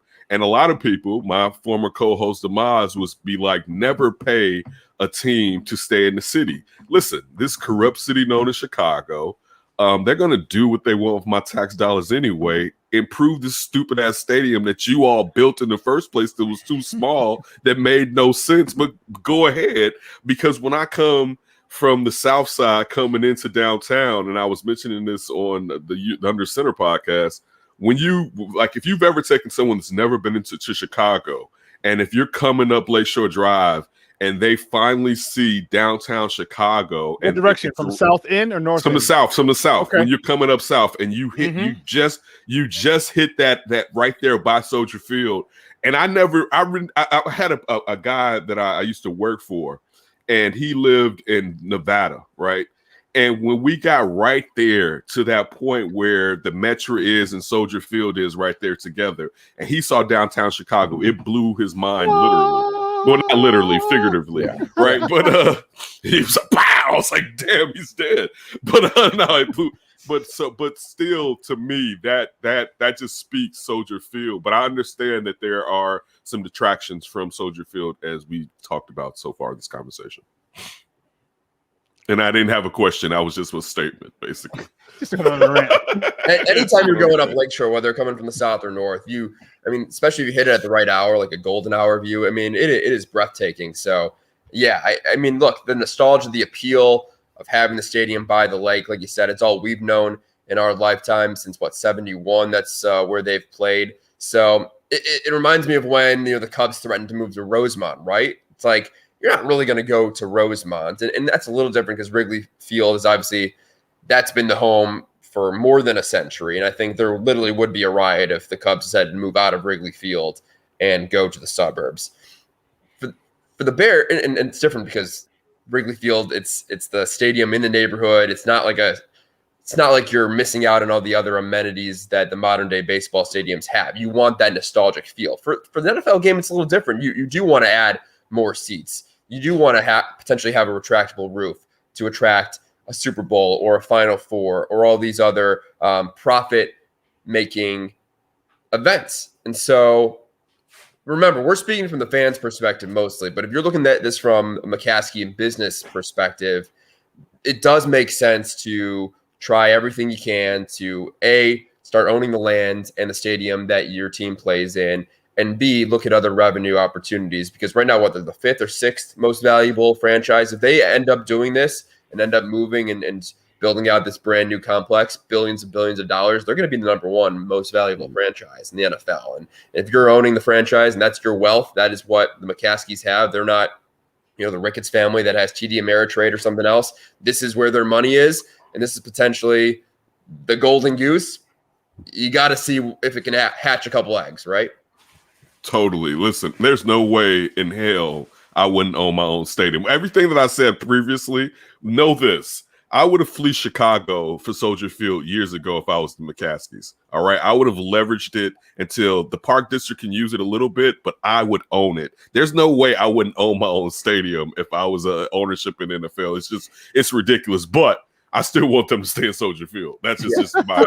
So maybe the end game here is, like you said, this is the negotiating ploy. This is the leverage, and they get Mayor Lightfoot at the table and the Park District, and they get to renegotiate the lease. And after 5 years, lease is done, and they get to own the stadium. And the Chicago and the Park District come to an agreement where the McCaskies will pay for the stadium outright, and they own it, by 2027 or something. I don't know. Maybe that's where the end game is, and everybody's happy because they still get to own the stadium. Maybe they do some more renovations. They can build it out to add 5,000-10,000 more seats if they can do that. Could they build a retractable roof on the lakeshore like that? Maybe, but I think this is an interesting point too. We're talking about maybe getting a Super Bowl, right? That's one of the appeals as well. Mm-hmm. How many Super Bowls realistically would be in Chicago over the next 25 years? Because the NFL has Vegas. They're obviously they love the Florida markets. They love the California markets. The Superdome. But that would also be a draw to get a new stadium. If you notice, all the teams with new stadiums are attached. One Super Bowl, once. You're not. But maybe Chicago's you get it twice. Man. It's not Chicago's enough. Different. No, dude. No one's playing cold weather Super Bowls annually.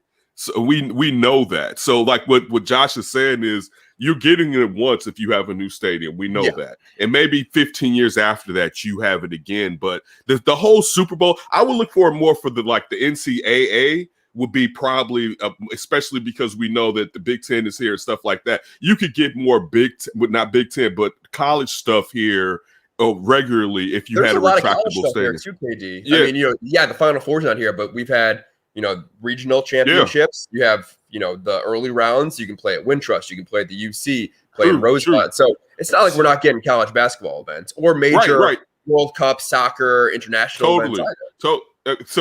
I'm in agreement with you there.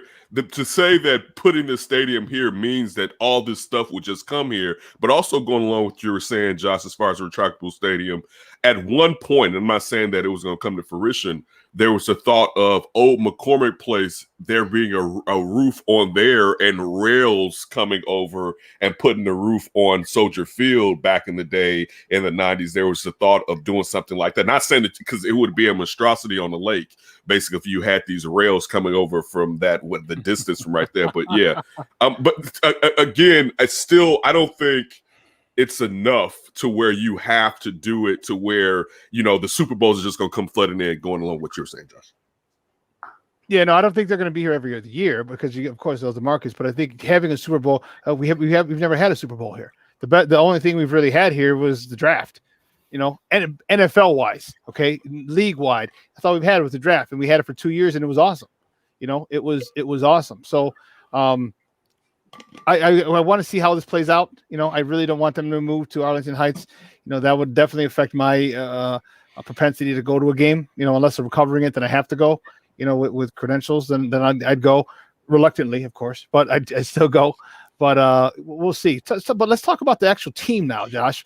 Let's talk about the team. They got some things that are fun and optimistic, like Justin Fields, right? Yeah, well, I heard they drafted him. He's supposed to be pretty good too. So, but talk to me about him. So it's a done deal. He's QB2. QB number 1 is QB2. So, and yesterday he came out and said he was okay with it. Are you okay with that plan of having him being QB number 2? Even, I'm just going to ask you. I'm not even going to try and give you my opinion, but are you okay that he's going to be that? There's no way he can win the job from Dalton for week 1. Okay, so I think there's 2 parts to that. One, am I okay with him being labeled QB2 right now? Yes. He hasn't thrown a snap in the NFL. You can't just anoint a kid the starter right away. Could he win the job if he is heads and tails above everybody else, and everybody else meaning Andy Dalton and Nick Foles, and already ahead of Nick Foles in training camp? Maybe a 10% chance. Right now, Matt Nagy cannot say that. He cannot bring in a veteran in Andy Dalton who, say what you want about Andy Dalton, I think a big upgrade over what the Bears had in the quarterback room last year. I think a guy who is going to be a little bit more stable back there, who has been to playoff games. Granted, hasn't won any, but with Bengals teams that had pretty quality talent around them. You look at this Bears offense. You bring back Allen Robinson, an emerging Darnell Mooney, David Montgomery, who was incredible over the final 6 games of the season. You have some talent around Dalton to work with here.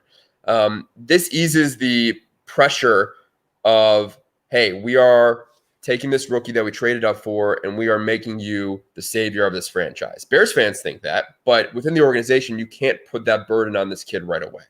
And I think what Nagy is doing, he is speaking to the team through the media by saying, look, Andy Dalton's our number 1 guy, okay? Justin Fields, he's number 2.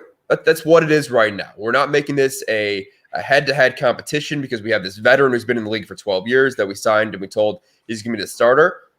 And Justin Fields will learn from him. And hearing from Fields yesterday that not only is he good with the plan, but that he is learning under Andy Dalton. They said they went to dinner already with their significant others. They said that he had a great anecdote saying that one day after practice, Dalton stayed with him after practice to mentor him and say, this is what you're doing wrong. This is what I want to, not what you're doing wrong, but this is what you can improve on, and showing him some of the things that the veteran is supposed to show the rookie. And so there doesn't seem to be any animosity there. It doesn't seem like Andy's looking over his shoulder being like, what's this rookie doing?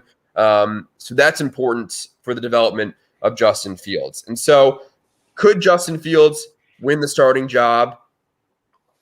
Probably not out of camp, but we've seen this before with Mike Glennon and Mitchell Trubisky. It only took 4 weeks. So for Bears fans who are thinking we're not going to see Justin Fields, that's not true either. The Bears coaching staff, they're going to use their eyes, they're going to use their instincts, and they're going to know when it's time.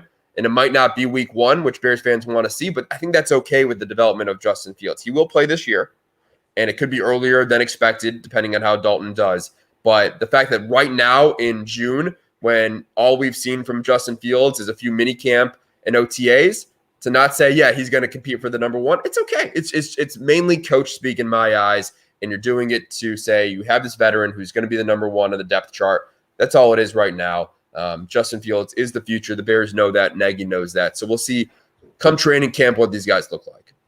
Josh, what is your best case scenario as far as bringing in Justin Fields? Like either what game and when, if you were in charge, do you think it would be the safest to make sure that he's going to be his most productive? And what are your concerns for the Bears this season?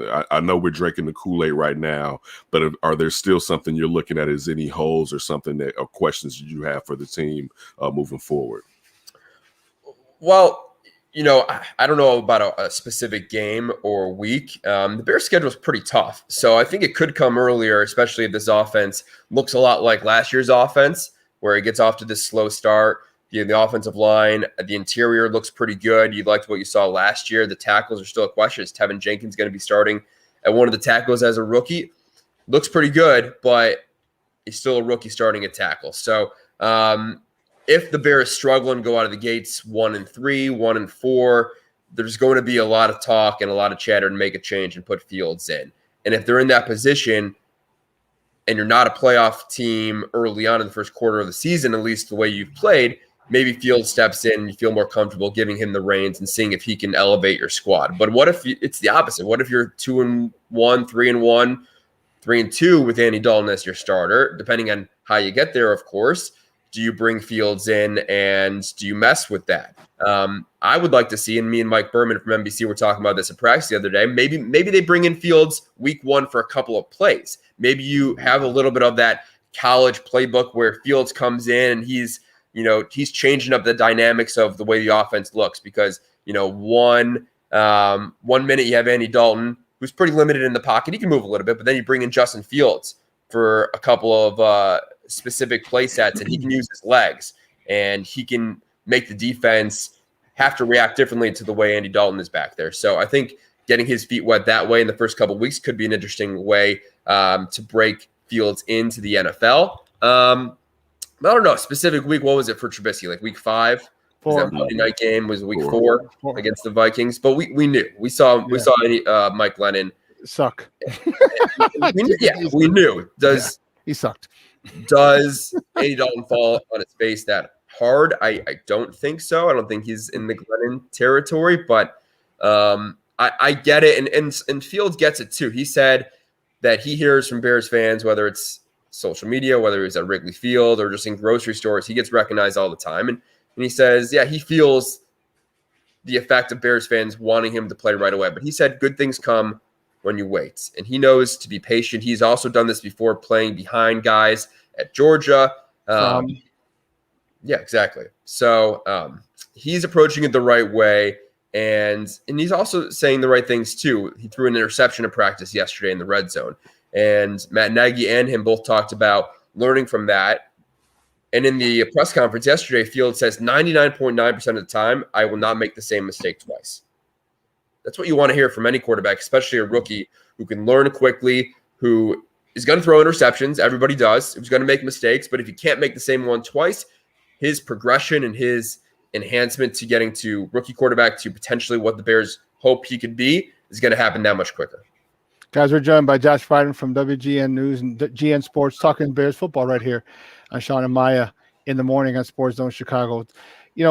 That's one of the things I like about him. Like he's what he said earlier, he goes, I'm built for this. Every answer he has been perfect. He's never stirred the pot. He's told the company line, even though he may know he feels better. He may be better than Andy Dalton. He wants to start, but I like this kid. Talk to me about what he's going to have in front of him, because the main thing is Nagy. That's my issue. Okay. Because if you don't run the ball, I don't give a damn who's back there. We're going to have an issue. Okay. Because if you can run the ball with David Montgomery, I don't care who's back at quarterback, they're going to play much better. Do you think Nagy will be or has self-scouted, because he claims he's self-scouted, okay, and is going to run the ball a little more? Because one, he's got a nice room back there. He's got a nice running back room back there, okay. but we all know Nagy likes to throw the ball 80 times a game. Do you think that he will change a little bit to the point where now and make it easier for whether it is Andy Dalton or Justin Fields? Because when you run that ball and you run it down their throat like we did for like the last 5 or 6 games of the year, it screws up a defense and it makes it a lot easier for that quarterback, which could help Justin Fields or really, really help Andy Dalton, who's already seasoned. To your point, Shawn, we did kind of see this last year, and maybe that was the evolution of Matt Nagy as a play caller and as a head coach. He gave up some of the play calling last year toward the end. We don't know for sure if he took it back. It was kind of that weird situation, whether Lazor was still calling the plays. But regardless, if that means Bill Lazor has been calling the plays when the Bears offense looks from bad to, above mediocre, it looked pretty good with the running game, then maybe they should just stick with that. My thoughts exactly. I do want to put the caveat on the fact, if you look back at who they played, they were some of the worst rushing defenses in the league. The Texans. So they beat up on the teams they should have, and they played to the defense's weaknesses and your strengths. And guess what? It worked. So maybe it's a week-by-week thing, and you're looking at, all right, this week, this defense is 29th in the NFL in rush defense. We got to attack it. David Montgomery's got to have a minimum of 20 carries, and we're going to take the burden off the rookie quarterback. But with working with Jarrett Payton all these years, he is, and you would obviously imagine as a former running back and son of the greatest running back of all time, he is the biggest proponent of you got to establish the run, and you got to make sure that not only does David Montgomery get the ball a lot, but he gets into a rhythm. You see Montgomery, when he gets into a rhythm, he feeds off of that. And now you got Tariq Cohen back as well. And I think that was something the Bears really missed, because he's that gadget player that Matt Nagy can really put in different positions. I don't want him taking 7 carries a game. That's not what Tariq Cohen is good for. But he can be good to have in the backfield with a 2-back set. He can go in motion, split out wide. You adding speed with Marquise Goodwin, who has popped so far during this mini camp. So there's some new weapons for Matt Nagy to work with here. All that being said, does a tiger change his stripes? Is Matt Nagy really gonna be this different guy? Because he wants to pass the ball, and he's got that new shiny weapon in Justin Fields. Whenever he's on the field, finally, he knows what he can do. He talked about his speed as well yesterday. He said there's the difference between the 4.6 guys and the 4.4 guys, talking about 40-yard dash speed, and Justin Fields is the latter, and that's a guy who can make defenses miss based on his speed. He can use his legs. And, Mitch Trubisky had that ability too, but I felt like the Bears never wanted to unleash that. And that was always one of the things that scratched my head, because they wanted Mitch to be this pocket passer, even though that's not what he was. His best traits were moving out of the pocket, using his athleticism, and making plays not only with his legs, but on the run. Justin Fields is a little bit like that too, but he's more of a pocket passer than Mitch is. But they're already saying, like, look, we want you to use your legs when you can, because you're that special athlete. So it's up to Matt Nagy to figure this thing out, because there's no more excuses, right? He didn't draft Trubisky. That wasn't his guy. He drafted Matt Nagy did, at least with Ryan Pace. He drafted Justin Fields as much. Oh, yeah, he did. That was Nagy's pick all the way. Oh, for sure. It's not even a question. My last question, Josh, because I haven't talked to you since the draft. What did you think, and how did you rank this past draft from the Bears? I was on board with everybody else rating it pretty highly. I mean, the fact that Justin Fields was there at 11, where you can trade up, and that was the sweet spot, right? The quarterbacks were going, 3 in the first 4, right? And then after that, it was kind of a guessing game. Do these teams that kind of need quarterbacks, but maybe have, a guy like Sam Darnold, or a veteran like Matt Ryan, do they go and do they take the rookie quarterback, which they probably should have, or do they take a wide receiver or a tight end or an offensive lineman? And once the dominoes started to fall, where you got to 6, 7, 8, 9, I think it was Denver at 9, and they weren't taking the quarterback, you're thinking like, all right, this is possible. You have to pull the trigger if you're Ryan Pace. Yes. And the fact that they did and didn't have to give up really too much. I mean, it was kind of the commensurate package for what you were asking for to move up from 20 to 11. You felt pretty good about it. And then the fact that they weren't doing it for Mac Jones, right? All that happening, and then you're like, you better be taking Justin Fields here. If you're taking Mac Jones, blow my brains out. So they did that. And wait, Josh. So I should have prefaced this like this. When the Giants insignia flipped to the Bears, what was your reaction? So I was in the sports office at WGN with Jarrett. We're working that night, and my reaction was, holy crap, this is happening. And it better not be Mac Jones. I mean, honestly, because yes, we've seen this before. The Bears trading up for a quarterback that's not the guy everybody expects. So, all told, pretty much after that, it was all gravy. You wanted that pick to hit in the first round. And when you come into the draft with so many needs and you're picking at 20 and you're looking at all the quarterbacks potentially going before you, it's depressing as a Bears fan. And so the fact that they could get out of that position, land a quarterback, and then also get Tevin Jenkins, a first-round graded offensive tackle in round 2. I saw someone comment about Larry Borum, Mizzou guy. He could be a potential right tackle right away if the Bears think he is deemed ready. They got some interesting players like Daz Newsome later, who's hurt right now. But I thought the draft was about as good as you can ask for the Bears. For me, I would have been happy if we did the Mike Ditka and we didn't draft anymore after number 1. But then once we got Tevin Jenkins, I'm like, if the draft stops right now, I'm happier the pig and slop. And it kept going. Then they got another tackle. Then they got a running back. And then they got a wide receiver. Then they got a cornerback who sat out last year because of COVID. But the couple years before, this dude was really, really good in Thomas Graham from Oregon. And then you go and you grab the nose guard, Tonga from BYU. I'm like, dude, this was the first time that this Bears front office acted and drafted like a NFL front office. They saw the needs that they had. They attacked the needs that they had. And once they had the needs, they said, okay, well, let's get depth. And I thought this was Ryan Pace, by hands down, in my opinion, it was his best draft. And I've been very critical of Ryan Pace. And I was the first in line to say, hey, you know what? Congratulations. This was a great, great, great draft. I'm happy I'm giddy like a schoolgirl after that draft, dude. I was giddy as a little schoolgirl because the Bears did what they addressed the needs that they got. They got a super player in Justin Fields, and I can't even tell you how fired up I am to have this season go, because you mentioned about Justin Fields, he's gonna play. And I've been saying this all along. I'm like, here's what you do: if you start Andy Dalton, no problem, but give Justin Fields 2 series, one of the first half, one of the second half. Okay, where you don't put the weight of the franchise on his shoulder, but now he gets acclimated to the NFL game, because preseason games aren't going to do it. All right, you're not playing against Aaron Donald in the preseason game. You're not playing against studs in the preseason. Get him in there now. One series in the first one. If it's 3 and out, okay, well then you got to wait till the next series so he gets adjusted. I don't think he's going to need a lot of adjustment time though, because this kid seems to get it, Josh. He seems to get it. So. It's going to be fun. But last question for you then. Talk to me about the defense, because there's some changes. Eddie Goldman's not there. They had to go sign another nose tackle who played for the Chiefs. We were expecting him to be back and moving Bilal Nichols back out to his regular DN spot. Khalil Mack is a year older. Robert Quinn, basically took money from the organization last year. Okay. Eddie Jackson's got a new number, so he's happy now. Talk to me about this defense. What do you think? How do you think this defense is going to do under their rookie and new? I guess he's not a rookie, but his first year defensive coordinator, Shawn Desai. Yeah, Desai. He's a disciple of Vic Fangio. You can say he's been with the Bears a long time, right? People that don't know the name. He's been with the Bears organization since like 2013. Going back, or maybe 14, going back to the Trustman era. Mm-hmm.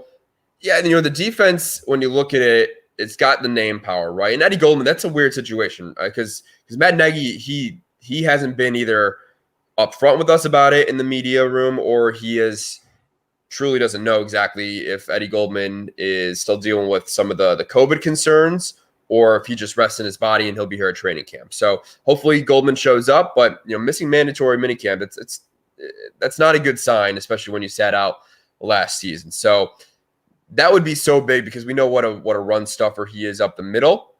So you get Goldman back, hopefully. Roquan Smith, the fact that dude wasn't a Pro Bowler last year still is one of the biggest snubs. Yep. but I believe second team All-Pro, so at least a little bit of recognition for Roquan. He seems to be taking more of a leadership role up the middle. He's playing for a next contract as well, so he wants to continue stepping up his game. But we saw signs of this defense rather getting older last year. Danny Trevathan, he looks like he's kind of on the back nine of his career, taking Don't tell him no, Josh. Don't let him hub you. Don't let him hub you, Josh. Don't go out there and say I that. like Danny. Danny's. I love watching Danny and his enthusiasm for the game and his ability to get the best out of his abilities. I believe his ability to get the best out of abilities doesn't really make sense, but you know what I'm saying. Like and he's a guy who also he shoots us straight in the media too. So I enjoy conversing with Danny, but I think if anybody is realistic about his play, he's not the same player he was when he started with the Bears or when he was with Denver. So the secondary, guys, is concerning. You cut Kyle Fuller. Eddie Jackson had a down year last year. What did he have? 1 pick, maybe? No, 0, because he had a few that were taken away. He would take it back. Yeah, he had 2 that 0 were on the books. Okay, he's your Mr. Playmaker in the secondary. You can't go with a goose egg in the interception category, especially after all the interceptions and playmaking ability that he showed his first couple years in the league. So Jalen Johnson, does he step up into that number 1 cornerback role? All right, who's the guy on the opposite of him? Is it Kindle Vildor? There's some questions in the back that will need to be addressed. Now, if the front 7 is dominant, that's okay. That'll ease the burden back there. But yeah, this defense, it's not 2018 again. It's probably not even 2019 either. So we talk about this window for competition for the Bears to be a potential playoff and beyond squad. If you want to take your time with Fields, in 2 years, this defense is not going to look at all like it has. And so your window of this defense being elite, and I don't even think it's there anymore. I think it's maybe top 15 versus being a top 7, top 5 unit. It's quickly running out of time. We see this throughout the NFL, right? These defensive windows are very, very narrow. The Seattle Legion of Boom was 3-4 years, and then all of a sudden it was gone. Pittsburgh, we saw that quickly as well start to age itself. So all that being said, the talent is still there. Khalil Mack, Roquan Smith, Eddie Jackson, obviously, Akeem Hicks. But Akeem Hicks battling injuries over the last few years, also getting older. So for me, I don't think you can rely on this defense week in, week out as winning you games. They can be a good defense and you can win games 27-23, but can you win games 17-13? Probably not. And we don't want to see that anyway. We want the offense to take that next step, where in the past it was if the offense can go from a 25th ranked offense to a 15th ranked offense, but the defense can stay elite, you can be that Super Bowl caliber team. Now the offense has to take even more of a jump because I think the defense is a little worse than it's been. So what's your window, 22 or 23? Because 22, we know Justin Fields is starting. That's a given. He may start the end of this year. Who knows? But 22 is that's the latest we know for sure. Do you think he's ready to take that team to compensate for that defense in 22 and 23 with that defense getting older? You hope so. Look, the windows can change based on what that quarterbback is. Yeah, you're right. Obviously, Green Bay before. Sure, but this is the anomaly. But this, Kansas City. Yeah. Year 2. That's when Patrick Mahomes was there starting for the first time, learned behind Alex Smith. And your defense didn't matter when you had Patrick Mahomes, right? The defense could be mediocre, and Patrick Mahomes, all of a sudden, he opened everything up. In a Kansas City organization that had been good but couldn't get over the hump with Alex Smith, who was a good, not great quarterback. All of a sudden, you got the best quarterback in the game in a rookie contract at the time. You could afford to have an okay defense that had some holes because you knew the guy that was slinging it on offense could always bail you out. So if Fields is anywhere close to that, the window is all of a sudden a little more. So, hey, Josh, thanks, buddy. Great stuff. Do me a favor, though. Let everyone know where they can find you and your work online. Thanks, guys. Yeah. Josh _Friedman on Twitter. Check out the show, GN Sports. Weeknights, 10:30. Me and JP will have it tonight. More Bears talk, Cubs, Sox, all of that as well. We got a cool conversation with Ryan Dempster. He literally brings out the spider tack and shows us what it looks like when it's sticking to a ball and just how crazy that stuff is. So that's at 10:30 tonight on WGN. You can follow those accounts at GN Sports TV.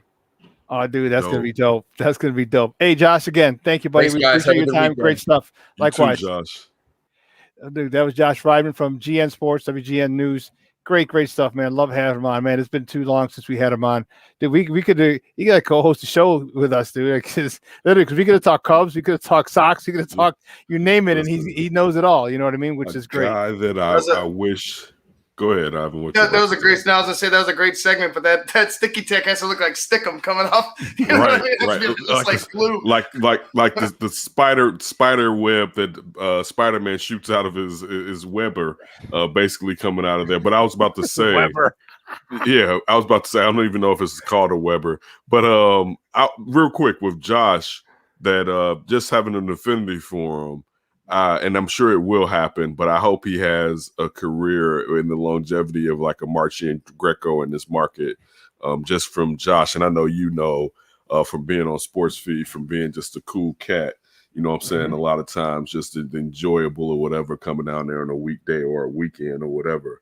But yeah, listen, man, everything ain't peaches and cream when it comes to this team. I know we're sipping the tea and drinking the tea, but and top of the list one is, and it's something that you were talking about, is Matt Nagy. And Matt Nagy and what's Matt Nagy going to do, and what role does Bill Lazor really have? Web shooter, thanks Armando. It's Weber's better, Armando. It's better to say Weber, even though if it's not the grill, but that's the chief concern, really. Yeah. And even on top of that, this coach who's supposed to be a quarterback whisperer has never proven to us that he is actually a quarterback whisperer. You know what I'm saying? So we have the ingredients, but do we have the chef? I think and not even that. Will he let the sous chef, who's dope, cook his stuff? You know what I'm saying? And I'm talking about Bill Lazor, because we actually saw someone that has, because the thing that I always go back to when I'm talking about Matt Nagy is rhythm. There is a lack of rhythm. Dude, there's a lack, dude. Oh, there's a lack, and from being a coach, from playing football, and when I'm talking about rhythm, part of rhythm is the setup. There's a lack of the setup. Where is the setup? Like he'll run up the same play that he knows didn't work in the first half that they have on tape, and they know that you run. And I'm not saying he runs this a lot, but like the center shovel pass to Tyler Burton. I mean to whatever Burton. Trey Burton. Trey Burton. Yeah, I shouldn't have never bring up him with you. I forgot how you felt about. I forgot how you felt about him. Right, that was like one of my first times coming on here years back. I forgot. Buster Burton. You don't have an affection, or you don't have any empathy when people have mental issues. I'm joking, of course you do. I'm not putting that on you. I'm just being facetious. But yeah, that's the thing. The lack of that. And because this dude is trying to prove that, that his play calling is sexy, that he's intelligent, that he's this offensive genius. And has there been enough humility?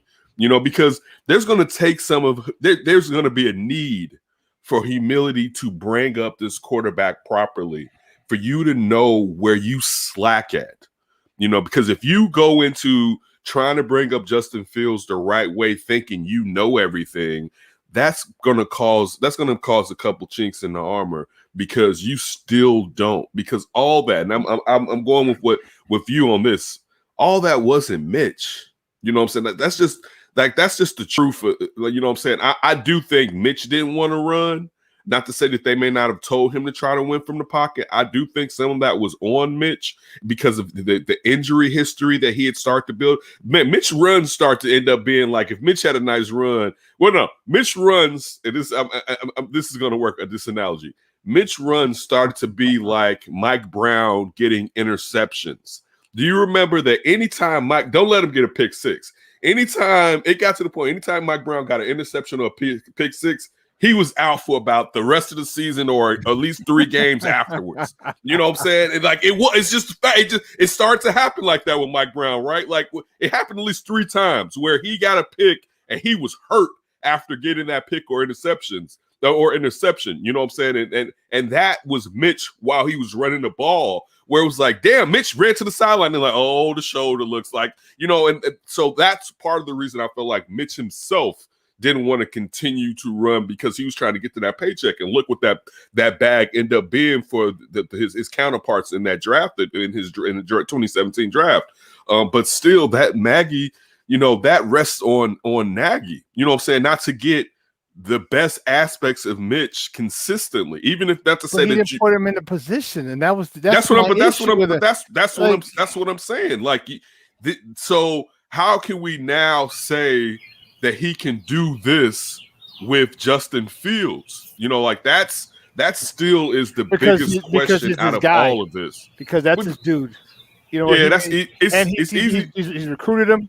He's been he's been at he's a big fan of Ryan Day up at Northwestern, at Ohio State. And this is his pick. Okay, and I remember remember, Mitch wasn't his pick. This is his pick. I don't care who the GM was. This is his pick. So this is a guy. He's already talked about taking some packages from Ohio State for Justin Fields. Why did he do that with Mitch? Why don't you go back to North Carolina and do some and get some packages that Mitch wasn't enough tape. It wasn't enough Mitch tape in North Carolina. Hey, you had 13 the tape games. wasn't the quality tape games. Listen, the Mitch tape was Marquez Wilson tape. Is what right? Exactly. Get that Marquez Wilson tape out real quick, right? Like, first of all, what's up with Nature Palmer over here? It is like I hear the birds chirping their asses off over there. Don't let shit on your head, bro. Damn. Hey, man, it's just the calm after the storm, because good Lord, that storm cut through Wisconsin last night. I don't know what y'all got in Chicago, but I thought my house was going to blow down last night up here, man. Do you live in Chicago, brother? Because you stay at Sox games. So I'm like, he is here. He's in the city often. Got to use that ticket package, man. I'm trying to change the narrative of the Cubs fans saying we don't go to our games. So, I keep telling Cubs fans we don't go to the games when they're not good. But they got a good team this year. And Shawn, he was even surprised Wednesday when we went out there on a Wednesday afternoon and it was packed. So I definitely think that like 4 or 5. Yeah, that narrative is changing this year, baby. They're gonna be sold out for a lot of these games. And just so everybody know, the White Sox tickets for all games went on sale a few days ago. And take a look at that seating chart, man. They don't have a lot of seats remaining for a lot of them premier games. So, Shawn, somebody was gonna be 60%. See, we out there. We showing up. We showing up. Oh, man, I'm going next Saturday, the 26th. I got my full of that Rona. Full of that Rona, baby. Full of it. You were in it. You were like, give me that Rona. Rona. So I got 12 guys from high school, from some of my Raider guys. Next Saturday we're going, and we get the Chicago White Sox tank top basketball jerseys. Yeah, those are actually from last year. They're going to have a lot more promotions because remember the promotions are done before the year. And right. And so they got to get all that shit made up because they got to send them out to the season ticket holders and blah blah blah blah blah blah. So when there were no fans, they still have all the promotions from last year. So there's gonna be a lot of promotions this year. So you're gonna have like double the amount of promotions because they're gonna sit on 20,000 and it's the first 20,000, which is awesome, not 10. So they're gonna sit on 20,000 basketball jerseys. What are you gonna do? Yeah. But it does have the year 20 on number 20 on it for 2020. But this old moldy ass jerseys they giving y'all real quick, and it was hinted at earlier. The Celtics traded Kemba Walker to the Thunder just to break. Yeah, that came this morning. Yeah, it's morning. Unbelievable. Yeah, I mean, so Armando's asked me the question, how was Maya at the Sox game? She was cool. She actually said Giolito pitched a good game, and she was surprised. Bad. Yeah, she felt bad that he didn't get the win because, we choked it off there in the late innings. But she was cool, man. I think, Maya, like everybody else, it was the first time Maya, and Shawn have been together at the same time since the pandemic. So, I think everybody was just having a really good time. I know I'm going to the game next Friday. Didn't invite nobody either. Didn't invite nobody. I'm going with Lance. I'm actually going with Lance on Friday. Yeah, we're going. Hey, it's Ken. Don't feel bad. Don't feel bad. I didn't go with Ken. With Jason and Maya. I went with my other friends, and they just happened to go the same day. I'm like, oh, nice of you to let me know that two members of SportsZone Chicago are going. You couldn't even invite me. I was like, oh, okay. And then what's even worse, Ken, not only did we invite him, but we moved halfway into the game into the seats that Shawn had. And then it was really funny. This was the most awkward situation. Jason, you're gonna remember and laugh. So this guy, the guys, my guy Pedro, big shout out to Pedro who got us the tickets and everything. So he wanted us to network because he wants to. He has this project he wants us all to be part of. Like, all right, cool. So they're every time they're going up, like, you want a beer? I'm like, nah, I can't. Like, my gout, I'm just not gonna. I'm not willing to risk my gout. You know what I mean? Like, all right, cool. And so like the third or fourth time, now this time Maya and Jason are there, and the guy comes up. He's like, hey, do you want a beer? And I was like, no, my gout. Maya's like, oh, you're getting beer? Yeah, get me one. And the guy's like, I don't know you. So he's like, well, what do you want? No, he didn't say that to her, but the look on his face is like who is she? But like, why? Okay, what are you drinking? And I was like, oh yeah, give me whatever. Dude, I was dying. I was like then I had to introduce this Maya, my co-host, blah blah blah blah, and Jace. But it was so funny because Maya's like, yeah, give me one. The kid's like, but who are you? Yeah. It was hilarious, man. We had a great time. So I did want to jump on a few minutes, guys. I did have some news to report. I talked to one of my contacts who's kind of familiar with the Bears situation. And first thing people need to understand is that this is legit what they're trying to do out there, Arlington Heights. You don't put a bid on a property for no reason. It's just like bidding on a house. If you put a bid in, it's a legit bid. So their bid is legit. The second thing I've learned is that one of the reasons why the Bears want to do this, and the fans need to understand this, it's not just about the Bears. They're playing in a Soldier Field, which they do not own. If they can own their own stadium, the Bears organization can make a lot more money. And there are a couple of reasons why. Not only you get the chance to host the Super Bowl, but any concerts they would host, they could get the money on. The NCAA also announced with the 12-team playoff format that those second-round games are going to be played at a neutral site. So, let's say the Bears get their own stadium, they can host college games. So you're talking dome then? Sites. It has to be a dome stadium. Then. Right. Or what's the collapsible roof? What do you call them things? Retractable roof. Retractable roofs. Right. So, not just the Super Bowl, it's the basketball stuff. You could also host the Final Four if you got a retractable roof in there too. So there's so much money that the organization could make just by owning their own stuff. Plus, they would get all the parking, the parking lots. I wouldn't be surprised if they did something similar to what the Cubs did and start putting up hotels around the stadium as well. So people have to look at this thing from a real big financial pictures, not just the Bears games. Because remember, they're only playing there in the stadium 8 regular season games, 2 preseason games, right. And maybe some playoffs games. So, you got to find other uses for those facilities other than those 12 times out the year if you're lucky. And that's what all these NFL teams are doing. And that's why they're making these stadiums where they're not just football only. Jason, let me ask you this then. What's the negotiation with the city as far as improvements at Soldier Field? And how does that overlap with this as far as perhaps them using it for some type of leverage, if not?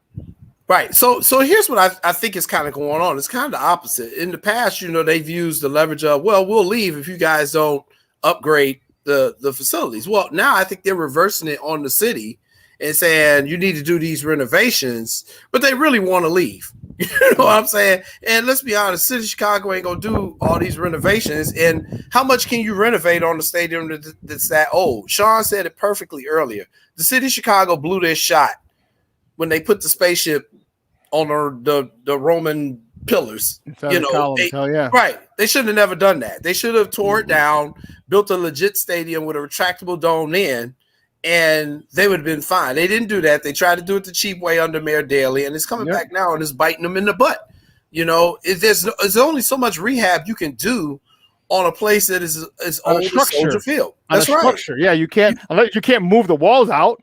That's right. If you're going to do that, you might as well build a new stadium. Exactly. So here's a question. But before we bring in, we might have to have a full house backfield. But before what are the likelihood? So what if the Bears can get Soldier Field, okay, and then they own it, and then say, okay, listen, we're going down to Champaign for a year again, or Northwestern, you could just add some seats over there because Mr. Ryan, the guy who's the field is named after, Ryan Field, is part of the own part of the Bears. For those of you who don't know, and say, hey, now we're gonna knock down Soldier Field and make it a brand new and have so you're still gonna have the walking issues, but damn, we got a brand new state of the art, probably $1 billion stadium.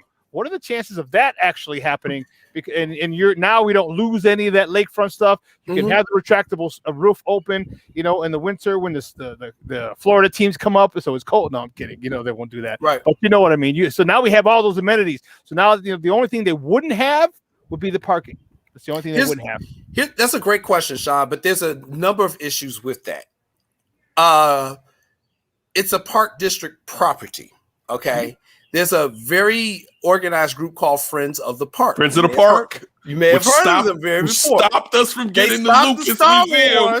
They stopped the Star Wars Lucas Museum. Had a friend that worked there, those bastards. Because of the same issue. Montgomery Ward. How dare you, Montgomery Ward? Same area. They're not going to allow them to do it because there has to be so much parkland designated for the public to use, and that's basically what Soldier Field is. It is a public park. If you've noticed, a lot of the Chicago public high schools the last 2 weeks have been holding their graduation ceremonies at Soldier Field because it's a city-owned property, and because of COVID, they say, hey, here's a big stadium. We can do it outside. We can bring in a lot of people. So I don't see that happening because Friends of the Park ain't going to have it. They just ain't going to go for it. But that's what I'm saying. If they can buy Soldier Field. I don't know how many people are going to the Erie Crown Theater right now. Yes. All right. You can demolish old McCormick Place and you can build parking or something right there. All right. In general, because who is using old McCormick Place? All right. I don't know the last play or black comedians you've seen the Erie Crown Theater. You know what I'm saying? But I don't know who's attending the Erie Crown. That's a good question. That's a good question, Ken. And so that could be an option, But again, like Shawn said, that was an option they had 20 years ago. Right. You're right. You're right. Because they had already built. They were supposedly supposed to be the dome was supposed to on rails come from old McCormick or what was supposed to be there and come up, which would have been ugly and on the lake, but still. But yeah, me personally though, Jason, I don't want to see it. I said earlier, my Bears Village is called downtown Chicago. But you're right. It's like let me lead with this. They would have never been able to not let me own Soldier Field if I owned the Bears. I would have put them into a hole so many years ago that either I own half of it and you get to use it, or I own all of it and I'll give the park district some access. But I'm never going to be an NFL owner and not own my own stadium. So I understand. That goes to show you how non-business savvy this group is, because and this is because this was what George Hallis. This was all him, and they are not business savvy at all. But so he was leaving. What I opened with in the report with the Daily Herald. George Hallis was the first person in 75 to initiate this Arlington Heights BS. No, all right, I when he's I mean, this thing, but back about it too. Bugs was supposed to be running this outfit, all right, and died. So we don't really know what the true plan was from father to son with what they really were planning on doing as far as staying in the stadium and getting out of the stadium, because it wasn't supposed to end up in Virginia's hands initially. That's not what was supposed to take place. So, but that's what I mean. The lack of business sense. That should have when George Hallis wanted to leave the first time, it should have gone, and it should have all his kids should have known exactly what he wanted, But this shows because this is their only revenue. This is their only revenue. Like they don't, and it's unfortunate they don't have the business sense to do it. They trust Ted Phillips. Like every other owner, this is their side piece. This is their side hustle. Their NFL team. That's their side hustle. Okay. Yeah. And for these guys, they don't know anything. Like you're right, Ken. That if I'm owning that stadium because I'm owning that. I'm owning parking. I'm owning concerts. Hey, shut up! F you, pay me, damn it! F you, pay me. I'm leaving. I'm leaving. I'm leaving. I'm going to Indiana, and in the 19th hour, then we start negotiation on how much of that stadium is that. I'll give y'all 15%, but Soldier Field would be in the McCaskey's name if I would have been taking care of that. You know what we'll do as the McCaskies? We'll build little parks in and around the city just so you have enough parkland for the friends of the park. We'll build little parks in the city. No, they want the lakeside. The friends of the parks aren't about parks throughout the city. I know, but the thing is, when you think about that team is worth 3.5, right? That's enough. That's like another at least 1.5 if they own the stadium, let alone if it was state of the art. It'd probably be $2 billion on top of it when we're talking about a family that doesn't necessarily own their own stadium, or as you just said, they're not like Arthur Blank and they have Home Depot or some situation like that. As far as a real hustle, this is the hustle necessarily. So, hey, real quick, guys, let's bring our guy in, Phil. He's gonna join us, and let's have a full house backfield. I love it. It's our guy. He's a draft doctor himself. You can find him on Instagram. He's not a Twitter guy. Find him on Instagram at Phil_Toshin. Man, bring out our boy, the draft doctor himself, draft Dr. Phil Toshin. Phil, what's up, Papa? What's up, gentlemen? How are we doing today? We got another back in the backfield here. What's up, Jason? I'm doing good, Phil. Tell me about time, it. Good to hear from you, man. We'd love to hear your thoughts on this, because this news that broke yesterday, man. Everybody started talking about this as soon as it dropped. Twitter blew up. Oh, yeah, I mean, I've been listening to you in the green room here, and you're both stealing all my points I wanted to make here. First of all, being from Connecticut, and living by the Jets, Giants, and the Patriots, each one of those franchises has a stadium outside of the branded name of the stadiums because they want to own those parking, that big $40 to park money. I mean, the hustle is real, and Kenneth's stealing my point that I've always made. You say whatever it is you want about the Chicago Bears, the brand itself. I'm going to Punta Cana. I will bet my mortgage payment I'm going to meet a Bears fan on the beach there wearing a Bears shirt.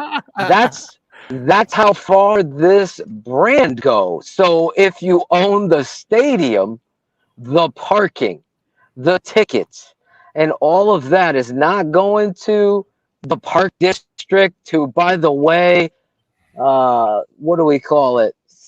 Freaking sand. What do they throw down and paint it green? Wood chips and all this stuff. And all of the embarrassing moments I've had to endure as a Bears fan defending what historically is an amazing, place in Soldier Field. But at the same time, if you own your stadium, the self-worth of your franchise is going to just because property is real estate. It's real estate. Unbelievable. I would say, Ken, on the latter half of what you estimated, $2 billion more, you become the most worth. Is that how we're going to say it?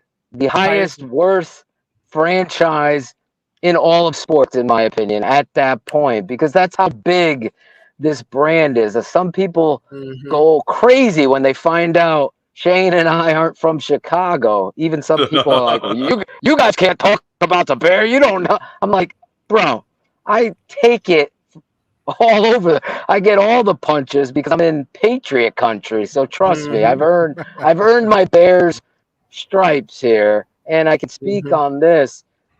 As a traveler to the city of Chicago, I live an hour from New York.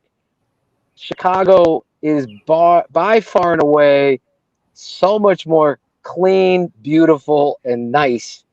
And then the walk into those parks to get to Soldier Field and the historic sight lines of it is amazing. It is amazing. I'm just speaking, if I'm a tourist, those things amount to something. But to Kenneth's point, you're the owner. You should have negotiated ownership of that stadium and done it right. So there's so many things where this franchise always falls on its face, and it happens right there because we've said this forever. I mean, we were talking about this 2 years ago about Arlington Heights on my old network. Then we started again in November around Thanksgiving that we were hearing whispers of this. So I think it's a move that you got to make. I saw John Greenberg's, and I just lost it. Yeah. Oh, my God. I posted it. I'm like, this is the blog boy fucking narrative that drives. Like, there is no disrespect to Chicago, just like there's no disrespect to Boston when the Patriots hold up a goddamn Lombardi trophy. They're New England. They represent you. That's the Jets. If they ever goddamn win a Super Bowl, they're representing New York and Jersey. That also all that bullshit. Chicago will be the Bears. Exactly. Yes. As Acevedo, my boy, is saying. It's a new era. You got a black quarterback. You have destroyed some of these narratives. Oh, by the way, and it's time to represent your football team in a manner with which represents itself historically. And they haven't done that with their field and the owners. And that's my long catch up to you guys, because I think you guys are hitting it out of the park. I really believe. My black quarterback plays in the city of Chicago.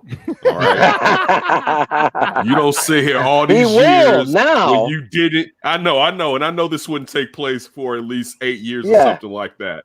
But I'm just still saying, you don't sit here all these, and I always go back to the K. McNown draft and how they should have got Donovan McNabb because he was a Catholic kid. But then I know, but then you moved down, and I settled. I was like, all right. And this is the point. We didn't know UCF was even a football factor at this point. I'm like, give me the UCF kid, and you like, nah, give me K. So you find, to me, this is my retribution. This is my reparations. Damn it,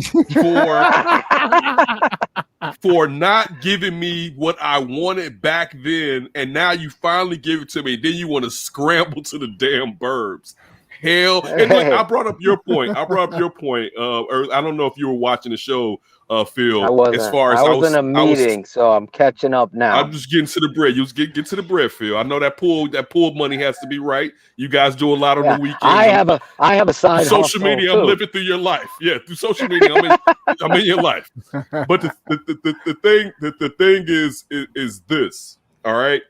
If you've ever, I was saying that if you've ever brought someone to Chicago that's never been to Chicago, and I brought up somebody that I used to work for, and he lived in Nevada, so you just think about, it's pretty, but it's a desert. But when we got to right where Soldier Field was at, and he saw downtown, it literally, figuratively, blew his effing mind out. Right? It's amazing. It made me think like, oh, how I take it for granted. And I'm not sure all of us do this. We do, yeah. Like, for instance, I'm a kid that part of my life I grew up in the projects, right? And one of the jokes is like, yeah, your project has flowers in front of it. It's project disrespect, right? It's like, your project's not that tough or whatever. And I know we all do this. when you show me your downtown and whatever sports venue, and I look like your little ass downtown. That's not a downtown, right? Like unless it's like Manhattan, Naperville. Even Los Angeles, you're like, your downtown is pathetic, right? Like, it's one of those things that you beat your chest about as far as big, because really this is the second. There's only two metropolises in America. It's New York and Chicago. Los Angeles is spread out. You know what I'm saying? Like, it's so to be the old Pistons playing in the Palace, for me, it's just not working. But I get, again, if it was my team and I owned it, this wouldn't be happening. They had the opportunity, like you said, to put their foot down. And again, it goes back to Ted Phillips, the guy that's supposedly not involved with football. He's right there celebrating with Justin Fields. You about to bring up his mistress in a minute. I know how you get. I already told her. I know how you get. It's historically. I didn't even know until Phil brought me in. Like, did you know about the secretary? I'm like, where the hell are we going right now? But you know, and here's the other thing, fellas, too, about the lease. Yeah. Phil, you know, they're not supposed to get out of the lease until 2033. Okay, they're gonna break that lease. And people need to understand that. So what I did today. Today what I did, I sent in a Freedom of Information Act request because remember, Soldier Field is owned by the Park District, which means it's owned by the city. And so I FOIA'd the lease. I want to see the lease and I want to see what the penalty is. This is what a real journalist does, which is why a lot of these people in sports media get my damn nerves. But all you gotta do is pull up the public records and find out how much is it if the Bears break the lease. And I can guarantee you, whatever it is, they're going to pay that money because they're going to make the money back if they got their own thing, whether it's in Arlington Heights or wherever the hell they build the thing. That's the beauty of ownership. So, you know, that information I'll have probably in a couple of weeks. But we just got to realize that this is a business and take some of our fandom out of it. But I agree with what Phil is saying. I agree with what Ken is saying. The Bears should have done this years ago. This shouldn't even be coming up in 2021. They should have owned Soldier Field years ago, paid all friends of the park, do whatever you got to do in Chicago, and own the damn thing. Yep. Listen, you three can have your Arlington Heights Bears. I will never. All right, I will never. The name stays in the city. All right, the name stays in the city. All right. Hey, this I is agree gonna with be you, a bro. Brown situation. All right, you're gonna have to change that ish before you leave my city to go to Arlington Heights. As soon as we get tickets when they move to Arlington Heights, Ken, you're coming with us. For sure. Hey, I'm going. Listen, as long as you're driving, I got you. Hey, you're driving, so you pay the parking. But hey, I'll go under protest. Facts, I'm gonna go under protest. It's like, you know what? I'm going to the Bears game under protest, just so you know. I'll go in my Dolphins jersey. I'll go and I'll wear my Dolphins jersey and hat. I'm gonna have to give me a side piece when I step into that stadium. I don't have me a true side piece in the NFL right now. It used to be the 49ers as a kid. I don't have a true side piece, but you're right, Jason. I'm going to have to represent a side piece if I step into the Arlington Heights Bears Stadium or Bears Village. Is it Bears? What can we call? What are they going to call it? Because Bears Village sounds dumb. You know what they're going to call it? This shit. You're a damn fool, Ken. I love it. They're going to make a lot of money. So, yeah, they're going to make plenty of money. I'm out of here. Just wanted to chime in on that and give you guys a heads up, just kind of on the business part of this whole thing. And obviously now, you know, everybody's going to be following this now because it's out there. It's legit. Like I said, they put in a legit offer. So you got to take this seriously. This is just not them threatening orally now. They've actually put, you know, an offer in, an official offer. So we'll see how this plays out over the next, you know, few weeks. But I'm going to enjoy the mayor and everybody else arguing with each other publicly. But the bottom line is that money is going to talk, man. If the Bears put up enough money, then, you know, this is going to be a done deal. And people need to get used to the Arlington Heights Bears. So. You just want to be closer to the Bears. Wait, real quick before you go. How close would you be out to get into a Bears game if they're in Arlington Heights? How quickly could you get to a Bears game? Probably about 40 minutes. See, that's what's up with this right now. It's about like 20 minutes for me, 25, something like that. Yeah, it's about 40 minutes for me. Yeah, so we'll see. Okay, it's gonna be interesting. All right, everybody have a good weekend. All right, guys. You too, bro.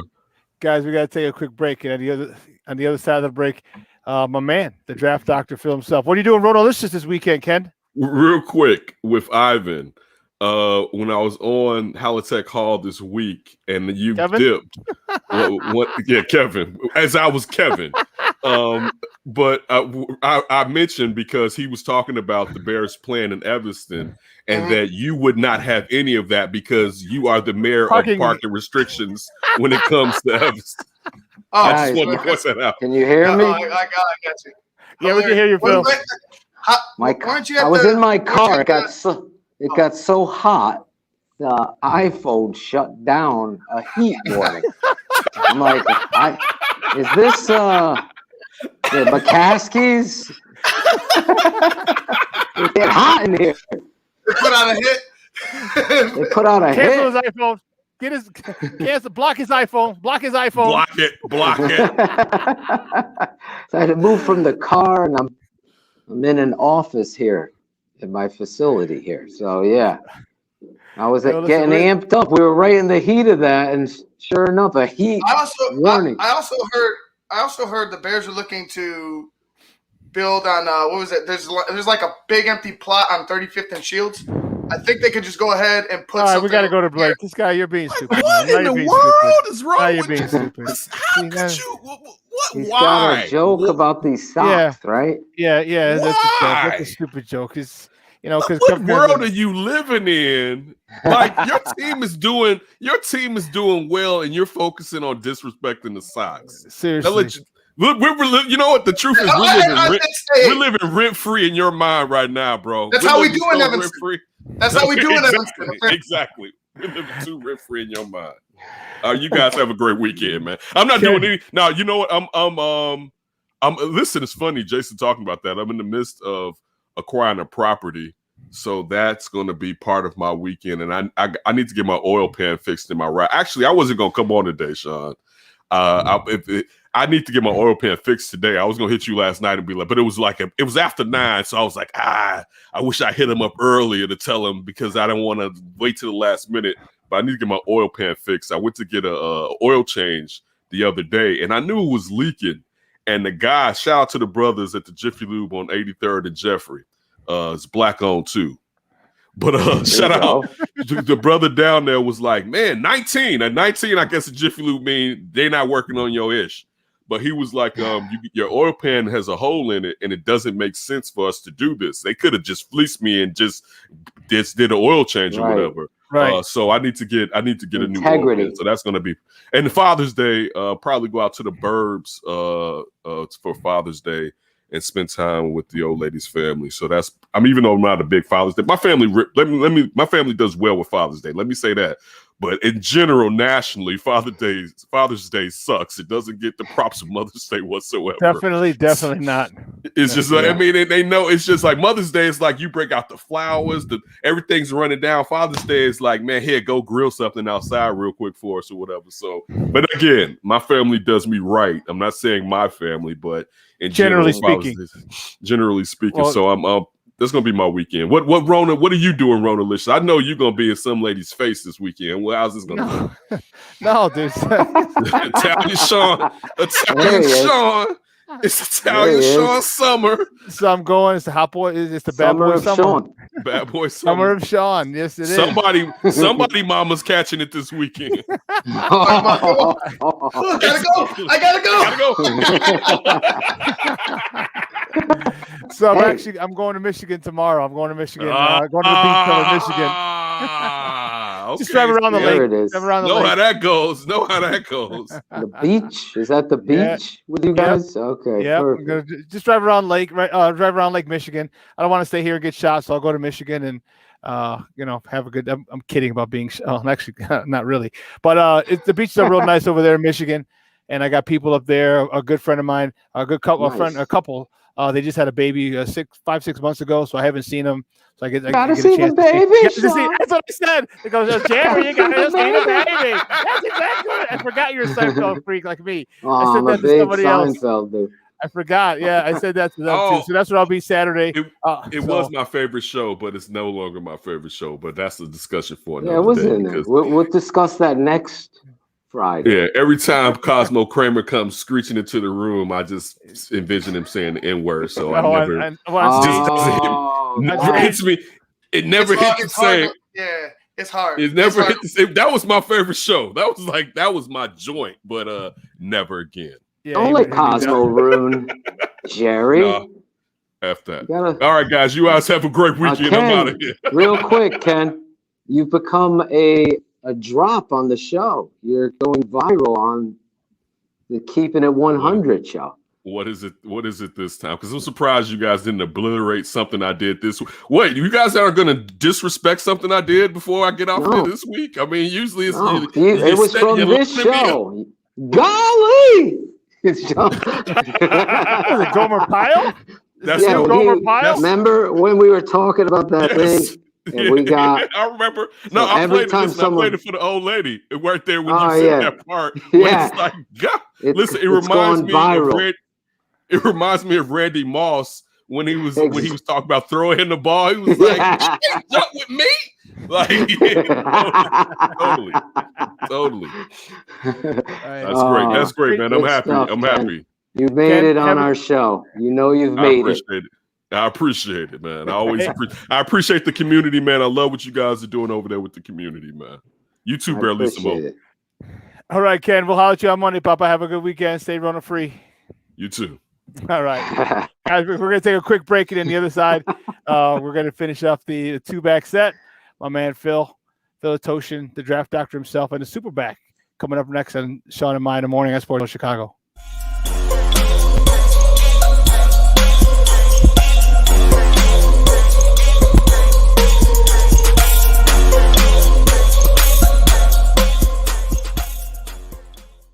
AutomotiveMap.com presents the Sports Flash on the SportsZone Chicago. Swung on, hit in the air, deep center field. Back goes Pilar to the wall, gone. Tip measure homer to dead center for Javier Baez. Cubs lead 2-0. What a blast. The action on the Cubs radio network. Javier Baez with the blast. 2-0 the final over the Mets in New York on Thursday. Kyle Hendricks gave up 2 hits over 6 innings. He walked 2 and struck out 7. As Chicago improves to 39-30 with wins in 6 of 10. They've got a 1-game lead over the Brewers in the race for the top spot in the NL Central. The White Sox got pounded 10-2 at Houston. Starter Dylan Cease tagged for 6 runs over 3 1/3. He gave up 4 hits, walked 2 and struck out 4. The Sox still the leader in the AL West by 3.5 games over Cleveland. Download the free Score app. Lightning fast updates so you never miss a thing. It's why the Score app is one of North America's most popular sports apps. I'm Chuck Sanders. That's the Sports Flash on the SportsZone Chicago. Staples Connect has everything for school at amazing prices. Right now, 24-count Crayola crayons, 2-pocket polyfolders, and 4-ounce Elmer's glue are just 50 cents each. So your student won't just be ready for school, they'll be art project masterpiece ready. It's a popsicle stick Eiffel Tower to scale. Get more than ready for school with amazing prices for everything on your list. Visit your local Staples store or get it same day with Instacart. In-store only in 6/19, limit 30. Instacart delivery subject to availability. Additional fees may apply. Does learning a language feel like this? No habla español? Hablo. It's hablo? Yes. It's hablo. When you learn a language, you want to actually use it. Babbel is designed with that goal in mind. Since my husband is from Guatemala, I'll apply what I've learned in Babbel to our real-life situations. The app is so easy to use and it's so practical. It helps you learn things that you will actually need. Babbel, language for life. Celebrating 10 million subscriptions sold. Now try Babbel for free at Babbel.com. That's Babbel.com. Babbel.com.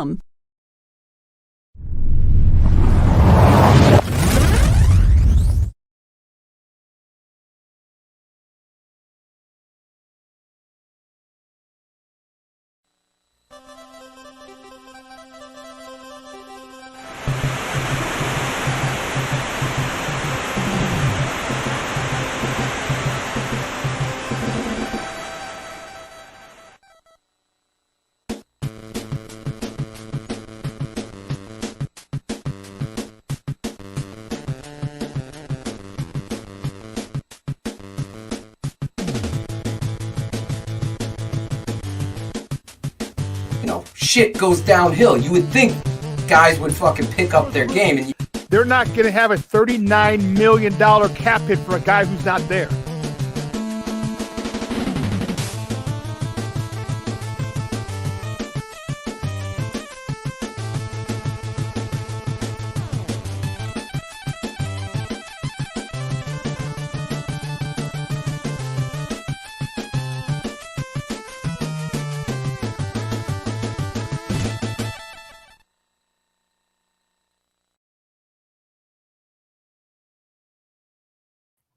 Guys, we're back at Shawn and Maya in the morning on SportsZone Chicago, and I'm joined by my man, the draft doctor himself, Phil Toshin, and we just had a great segment right prior to this. It was the full house backfield. Me, Phil, Kenneth, Jason.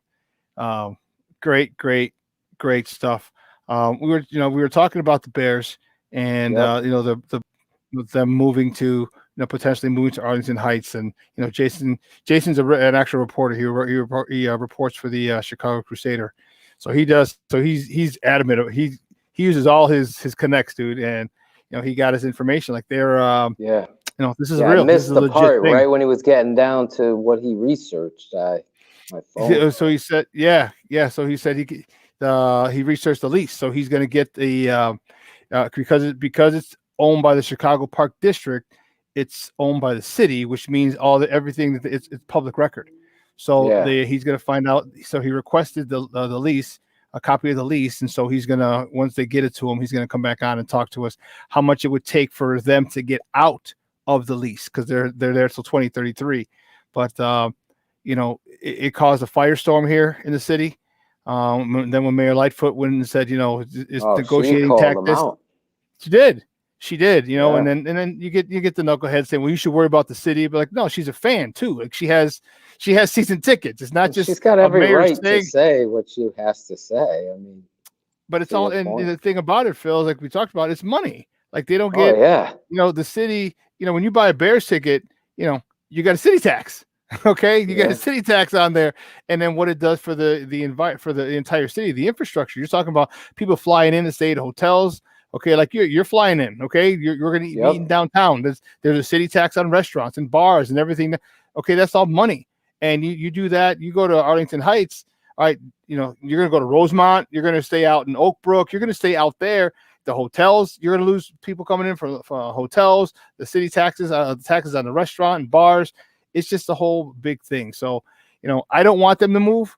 I get it. I understand completely, Phil, because man, someone put we're losing all that money, or they're losing all that money with no Super Bowl, no Final Fours, no WrestleManias, no all these things, no NCAA tournaments, or all these things you can have there, concerts in the middle of the winter. You can't use Soldier Field as a concert. All of these things, this is all money. And if you don't look at it from a business perspective, because it is a business, you're just not looking at it correctly. Right. And I think that's the point that, when you're looking at these franchises that do it right on the business side, they own their stadiums. I would be interested to see how much percentage do the Chicago Bears take off tickets. How is it broken down in that lease? It's got to be in there. So it'll be awesome for Jason to give you like parking. How much percentage do the Bears take from that? Just to give a perspective on how much they can grow in regards to owning the stadium. Obviously, you're the second or we'll say third largest city in America, and arguably the top two known in the world franchise. You are having the smallest stadium in regards to seating. That is a loss right there. That's poor planning. And, everyone could say whatever it is. Everyone's going to have an opinion about what it looks like or what have you. To me, I don't mind the modern architecture, the spaceship or whatever. I will say this again, bringing my wife for the first time.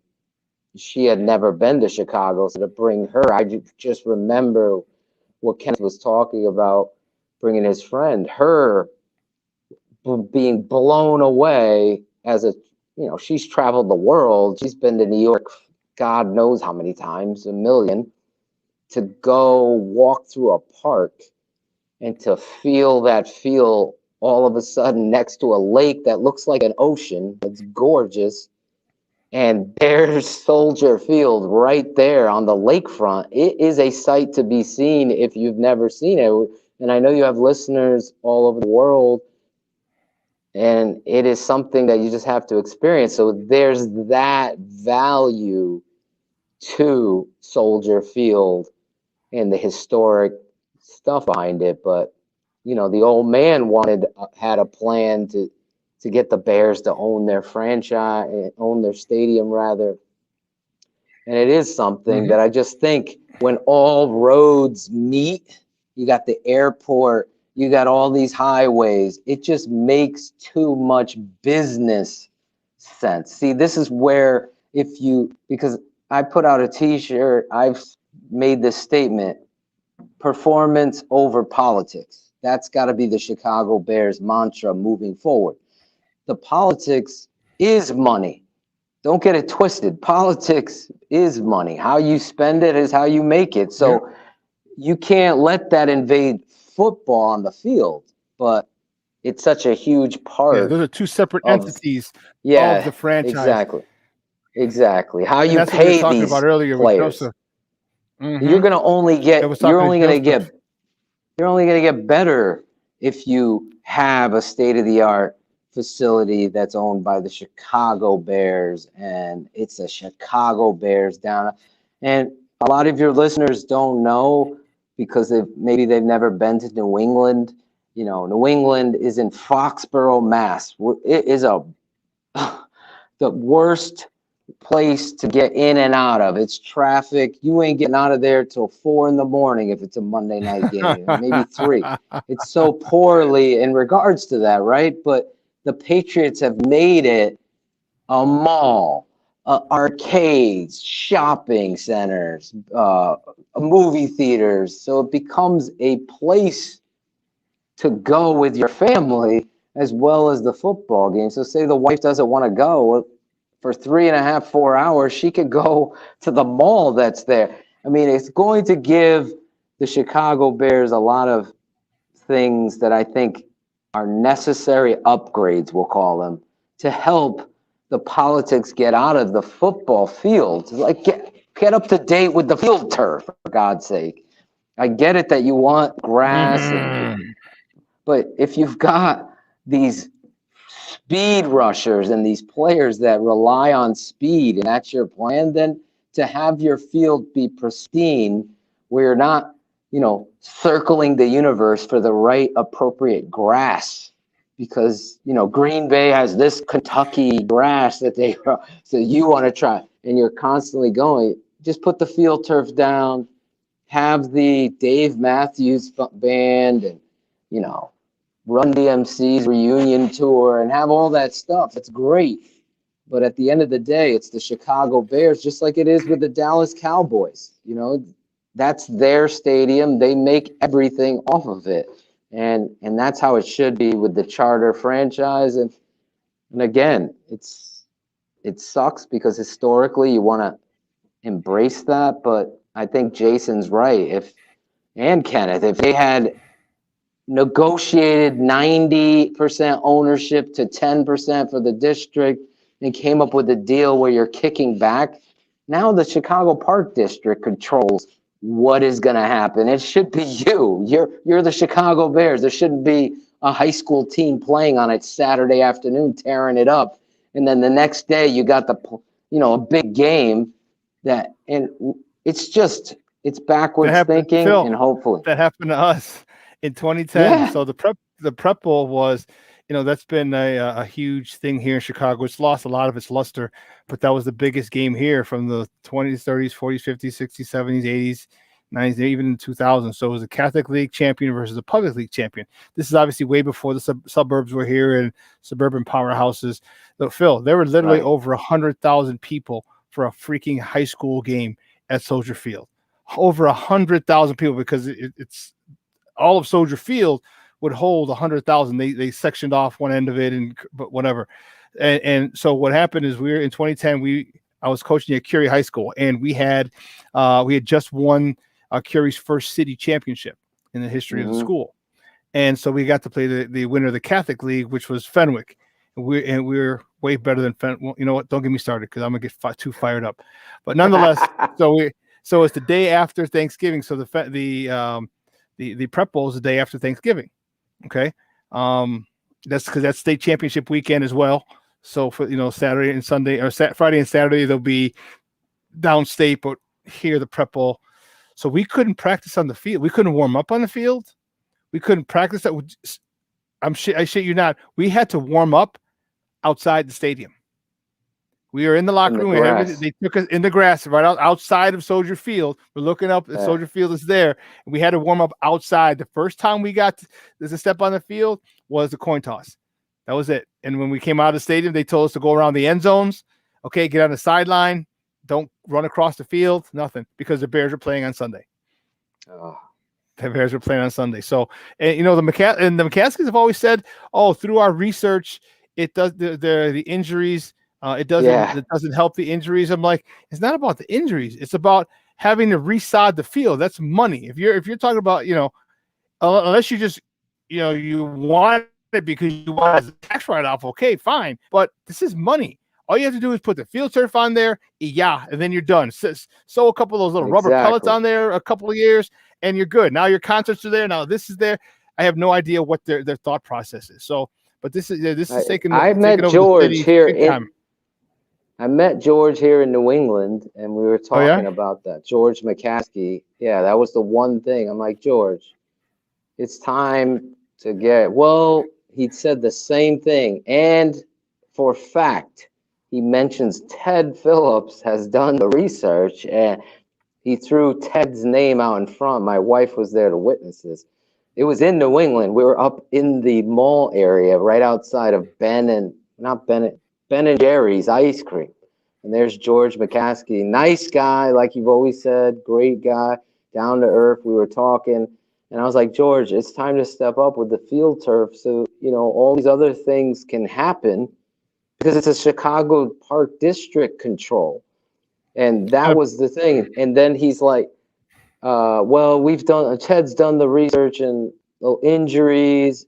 And I go, really? Because here you are in New England. This head coach said on a freaking Monday, this is Bill Belichick, listen, we need to get field turf on a Monday. On a the next Sunday, they had field turf replace their whole grass stadium, and it's been that way since forever. So the reality is, football has to be the most important thing. So on so many levels, I get that players are going to say, or you're going to poll players, or however these polls work, and they're going to want grass. But I just think for the modern day NFL and the rigors of it and the resodding, I talked to a buddy of mine. He said the Chicago Bears would have saved over at least $6 million they've spent alone in the last 7 years on resodding alone. So if it's $10 million to put it down, you would have saved. That was like 6 years ago. So now think about it. How many have they and then, like I said earlier, with the fucking wood chips they've thrown down, and then they spray it green. Rasheed Davis was on with us talking about that. It's like before a playoff game, there's a guy out there with a freaking wood chipper spraying it down, put it down just to keep the mud from, the field couldn't be withstood like that. So you're the charter franchise. There's certain things that you need to do in order to begin to do what Acevedo was saying. A new era should be. There's nothing wrong. I know a lot of people are historically, historians and Soldier Field, and that's, everything comes to an end, and a change needs to come here in regards to this football. The only constant in life is change, and everything you all have to evolve. And you know what? I know, it's a lot of the get off my lawn type of people. No, you can't do that. You can't. Come on, man. Like the world is different. Okay, these are the guys who don't want to hop on the internet. These are the guys who don't want to use cell phones. They want to keep using their flip phones, and they don't want to use smartphones. Like, dude, it's just the way. But you'll watch Netflix, won't you? Exactly. You'll watch Netflix. So it's crazy what people do and why. Let's talk a little bit about on the field. So we Justin Fields, our quarterback number one is going to be is QB2 now. He's coming. He said he believes in the process, and I'm okay with it. That's fine. I just hope that Matt Nagy allows him to play. Okay. And, my biggest thing was give him a series in the first half, give him a series in the second half. If you're okay, Dalton, and he should be, okay, fine. Give this kid, let him dip his toe in the water, let him get acclimated to the NFL game. Don't put the stress of the weight of the franchise on his shoulders, because he's feeling it already just from social media, from the fans in public, at a grocery store. He feels it. So there's no need to do that. And I think if he does that, he'll get acclimated, and you'll see. And trust me, we will see. You know, it was not going to take. It's not rocket science when you can tell who's a better quarterback, who moves the ball better, who the team responds to better. Exactly. And if that happens, hey, you know what, Andy Dalton, you got 10 million reasons to shut the hell up. He's not saying a damn word. And you know what? Hold his clipboard. Yeah. Listening to Matt Nagy brought me back the anxiety that I had while watching him coach. Here we go again. On a positive note, you've course corrected the quarterback position. You've rebuilt your offensive line with some talented, young, aggressive, we'll say, football players that yet, you know, that's going to determine itself in camp.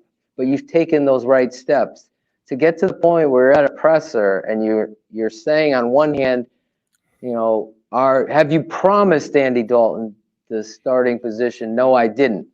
But I did tell him he'll be the starter. It's the same thing.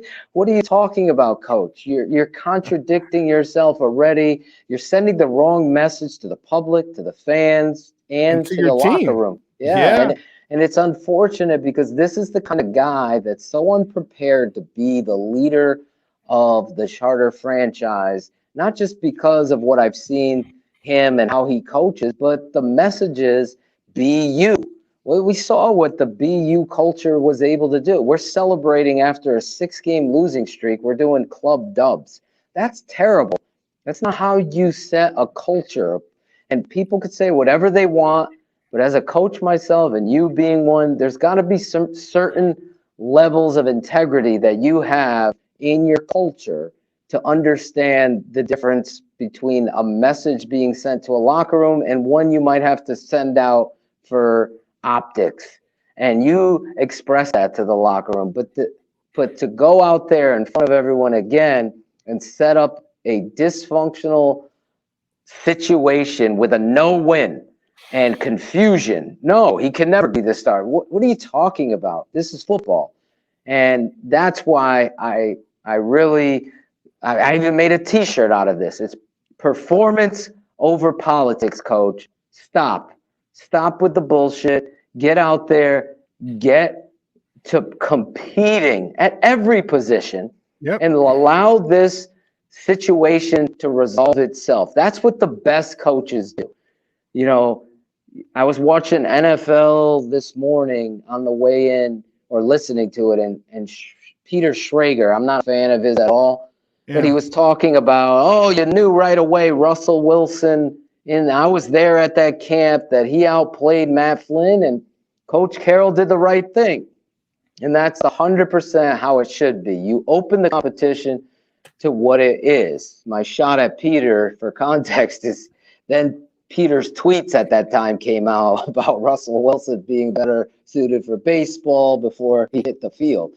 So the blog boys always show themselves. But the point was made, though, that competition breeds success. My father taught me that. My Uncle Sam has always preached that. You don't set any margins in football. The margins are discipline and your expectations, but there never should be margins or limitations to competition. And that's where I have fears for Justin Fields and Matt Nagy, because if you're going to just try to, bubble wrap this guy like you did that year, right after 2018, when there was hope and Parkey's miss, the double doink, set into that next season. Everybody needs to remember my highly publicized rants about a coach not understanding the importance of preseason football to get you ready for the season.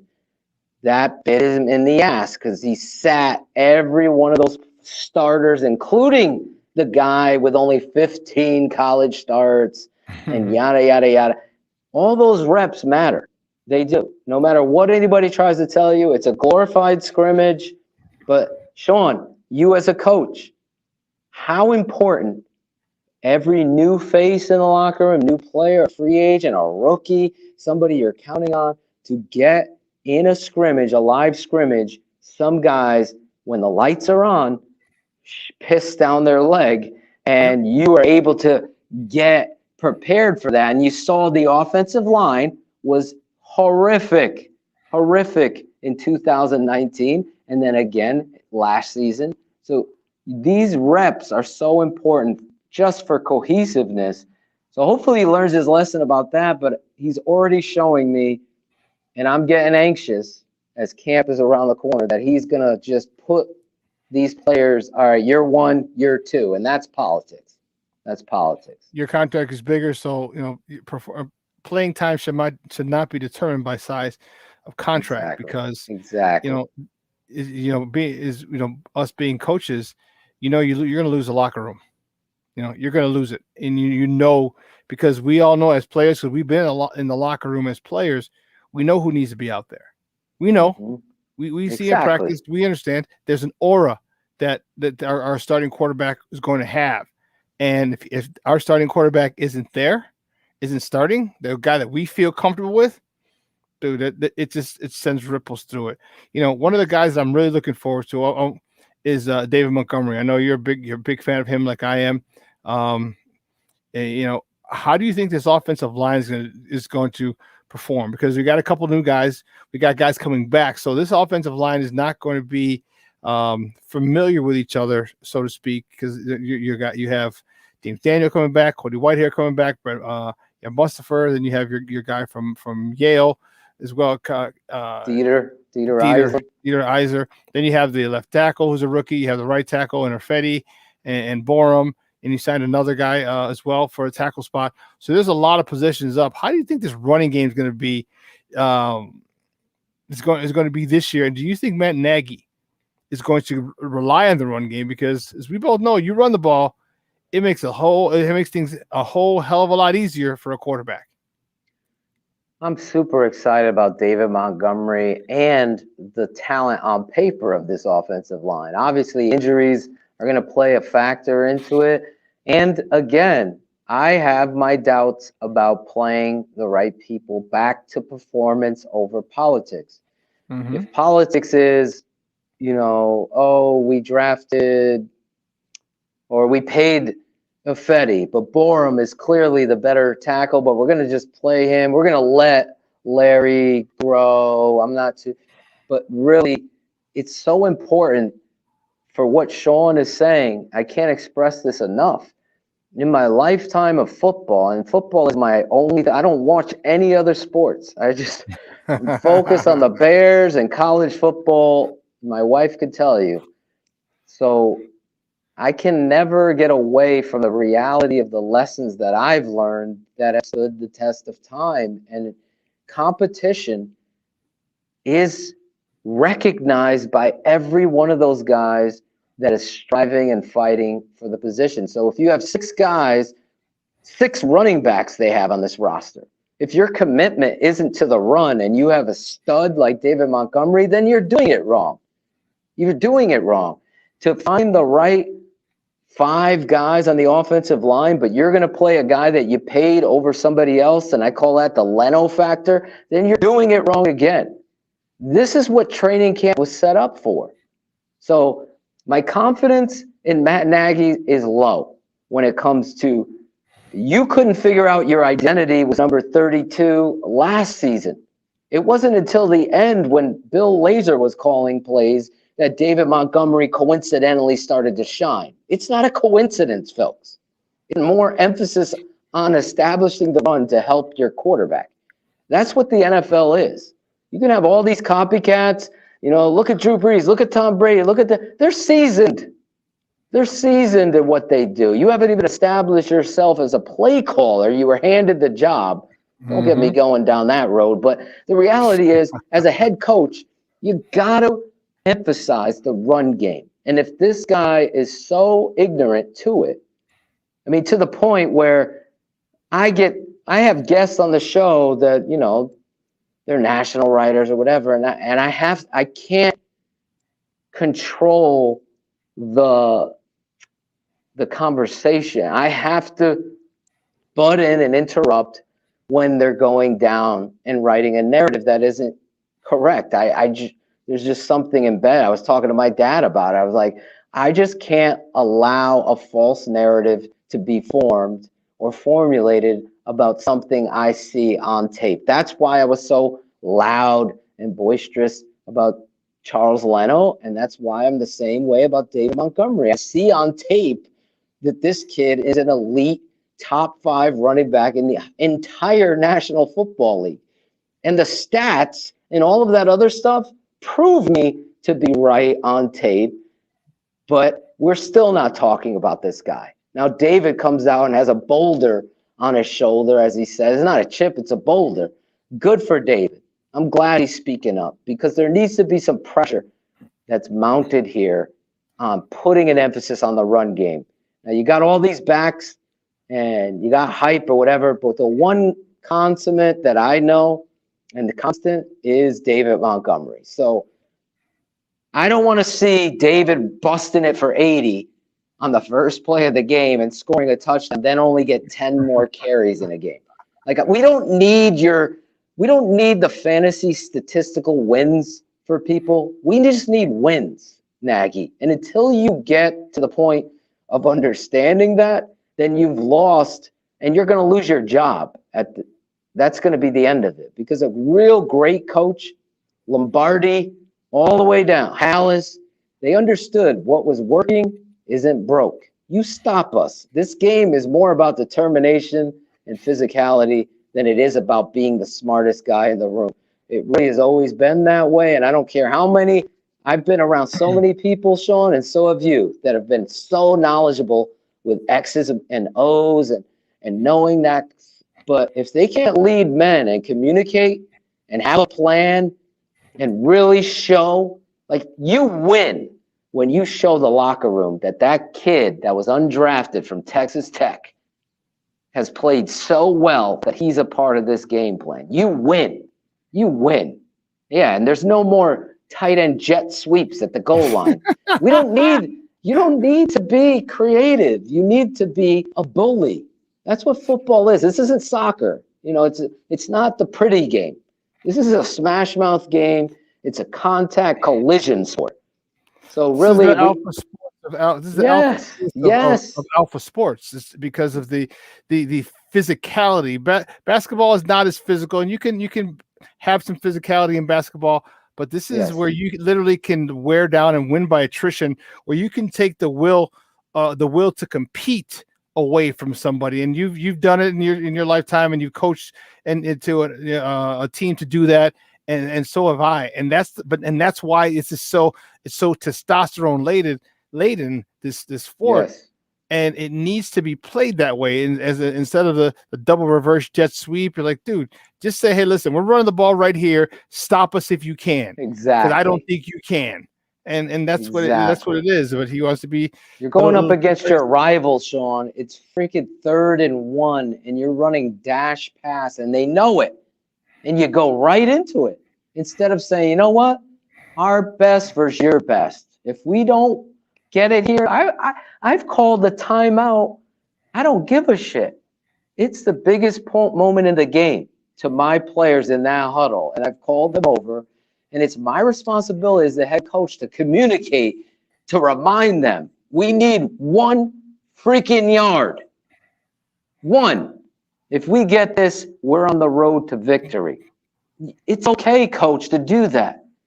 And maybe, he has learned on the job. That's the only hope I have, because as a leader, as a person, as much momentum as he's gained this offseason, that presser the other day with the very last question by Steve Silverman talking about that competition and everything really left this pit of anxiety that I'm going to be on Bears Hour Live ranting about this guy and his stupidity and situational football, throwing the ball all over, trying to do too much when it doesn't need it, when 32 is right there. Shawn, you and I are like 32 gets 8 yards on 2nd down, so it's 3rd and 2. And all of a sudden, he's bringing Cordero Patterson in and running a toss to the short side. It's like, what are you doing? Oh, we tried to run the ball. We tried, Brad Pitt. Why didn't you run the ball there? We tried. We brought Cordero. No, you have David there. That's what great. Did Emmett come out in a big moment? Did Walter come out in the big moment? Those are the things that this coach really needs to identify. And listen, I'm watching David Montgomery. We had him on the show. He's a motivated guy, and he's already an elite talent to me. So I'm excited about this football player this season. I know they drafted Herbert, and Tariq's coming back, and they picked up Damian Williams. But I'm telling you right now, as motivated as he is, this is going to be interesting. I hope Nagy gets it. I hope so too. Hey guys, 3 hours has come and gone. Phil, great stuff, buddy. I really appreciate it. Do me a favor though, let everyone know where they can find you and your work online. Yep. You can find me right there on Instagram at Phil_Toshin. And of course, the Tape Never Lies Network on YouTube. And we also do a Patreon channel with way more, including this guy. Wait, how do I do that? Oh, there you go. Patreon side, the tapeneverlies.com, just like that. Shawn comes on with me, breaking down film. My father, Steve Edwards, we're going to have Lemuel Stinson and a few other former Bears on breaking down tape going into the football season, especially during preseason, where I watch every play, Shawn. I can't miss. A lot of people, I remember a certain blog, the Bears blog. I turn it off. No, I watch I'm analyzing this football team down to the very last roster spot. That's how important it is. If you love X's and O's, you're going to love our shows and become a patron. I love Shawn and Ivan. I know I've talked, and you guys always have a great show. I always shout you out. And we put my spot here on our network because this is a brotherhood that we have here, and sisterhood with Maya. Man, we appreciate it. We were at the Sox game yesterday or Wednesday, and it was. Yeah, I saw you. It was awesome, dude. It was awesome. So I gotta catch it. I've never been. That's the Bridgeport White Sox, right? See, he's still mad about his uniform to say Wrigleyville that exclude the whole north side. Ours is the south side. All right, so we're talking from the black neighborhoods, the Hispanic neighborhoods, the white neighborhoods, the Polish neighborhoods. One Wrigley, and Wrigleyville's not even a neighborhood, Phil. It's in they just made it up. It's a street, right? It's right on Clark Street. Yeah, it pretty much is. It's pretty much just a stretch of street. With about a half mile long. Some bars, some drunk people and shit like that. Look. You started. Shawn, we're gonna Michigan have our show, right? I'm kidding. I don't know anything about the baseball rivalry, so I got to get to a White Sox game with you, though. I'll tell you, we will. When you let me know, they should be playing. I just when I was there, one of the guys. I just made a new friend to hook up, and he was like, dude, he works for Guaranteed Rate, which is, they play Guaranteed Rate field. He's like, if you want to go to a Sox game, he goes, let me know. He goes, give me about a week or so. He goes, just don't ask for like the Cubs or the Yankees, the Red Sox or Dodgers. Like, okay, I got you. So we'll see if we can squeeze a game in. If not, maybe we'll just get some tickets. I know you got a packed weekend that weekend. Yeah, so it's gonna be crazy. But yeah, maybe I come up early. We never know. Yeah, we'll check the schedule. Wife. Maybe a preseason Bears game. I'm trying to work angles. And there's a lot of Airbnbs down in and around Chicago. So you got it. Yeah, that's a good work, Phil. Good work, man. That'd be awesome. Hey, you know what? You should come week 2 when Mitch comes to town with the Buffalo Bills. Oh my God, that would be great. That's awesome. Hey, buddy, I appreciate it, man. I'll let you go. I know you gotta give it to work, and I gotta get something to eat because I am hungry. I didn't eat after this morning. You get Italian Shawn. Italian beef, and then dip it into the gravy, or is it cheese, Ivan? It's all you. You just let it, man. Just tell them to pour it all up on there. Just pour it on there, soak it in. And then, I mean, if you want more, go ahead and give a little cup on the side, but just have them pour it all on there. It should be good. Just dip it. We're all gonna get together. God bless you guys. Hey, love you, man. We'll talk soon. Later. All right, now. Guys, that's Phil Toshin, the Draft Dr. Phil. Man, 3 hours has come and gone, Ivan. What a great show it was again today. That was nuts. I want to thank Josh Friedman from WGN News, GN Sports, for coming on. We missed him, man. Hadn't talked to him in a minute. It was good to get back and talk with him. And then we saw my guy Phil Toshin. We also had a full roster. Whoa. We had Joseph Phillips come on top of the morning. We had Jason Palmer come on. We had Kenneth Davis come on.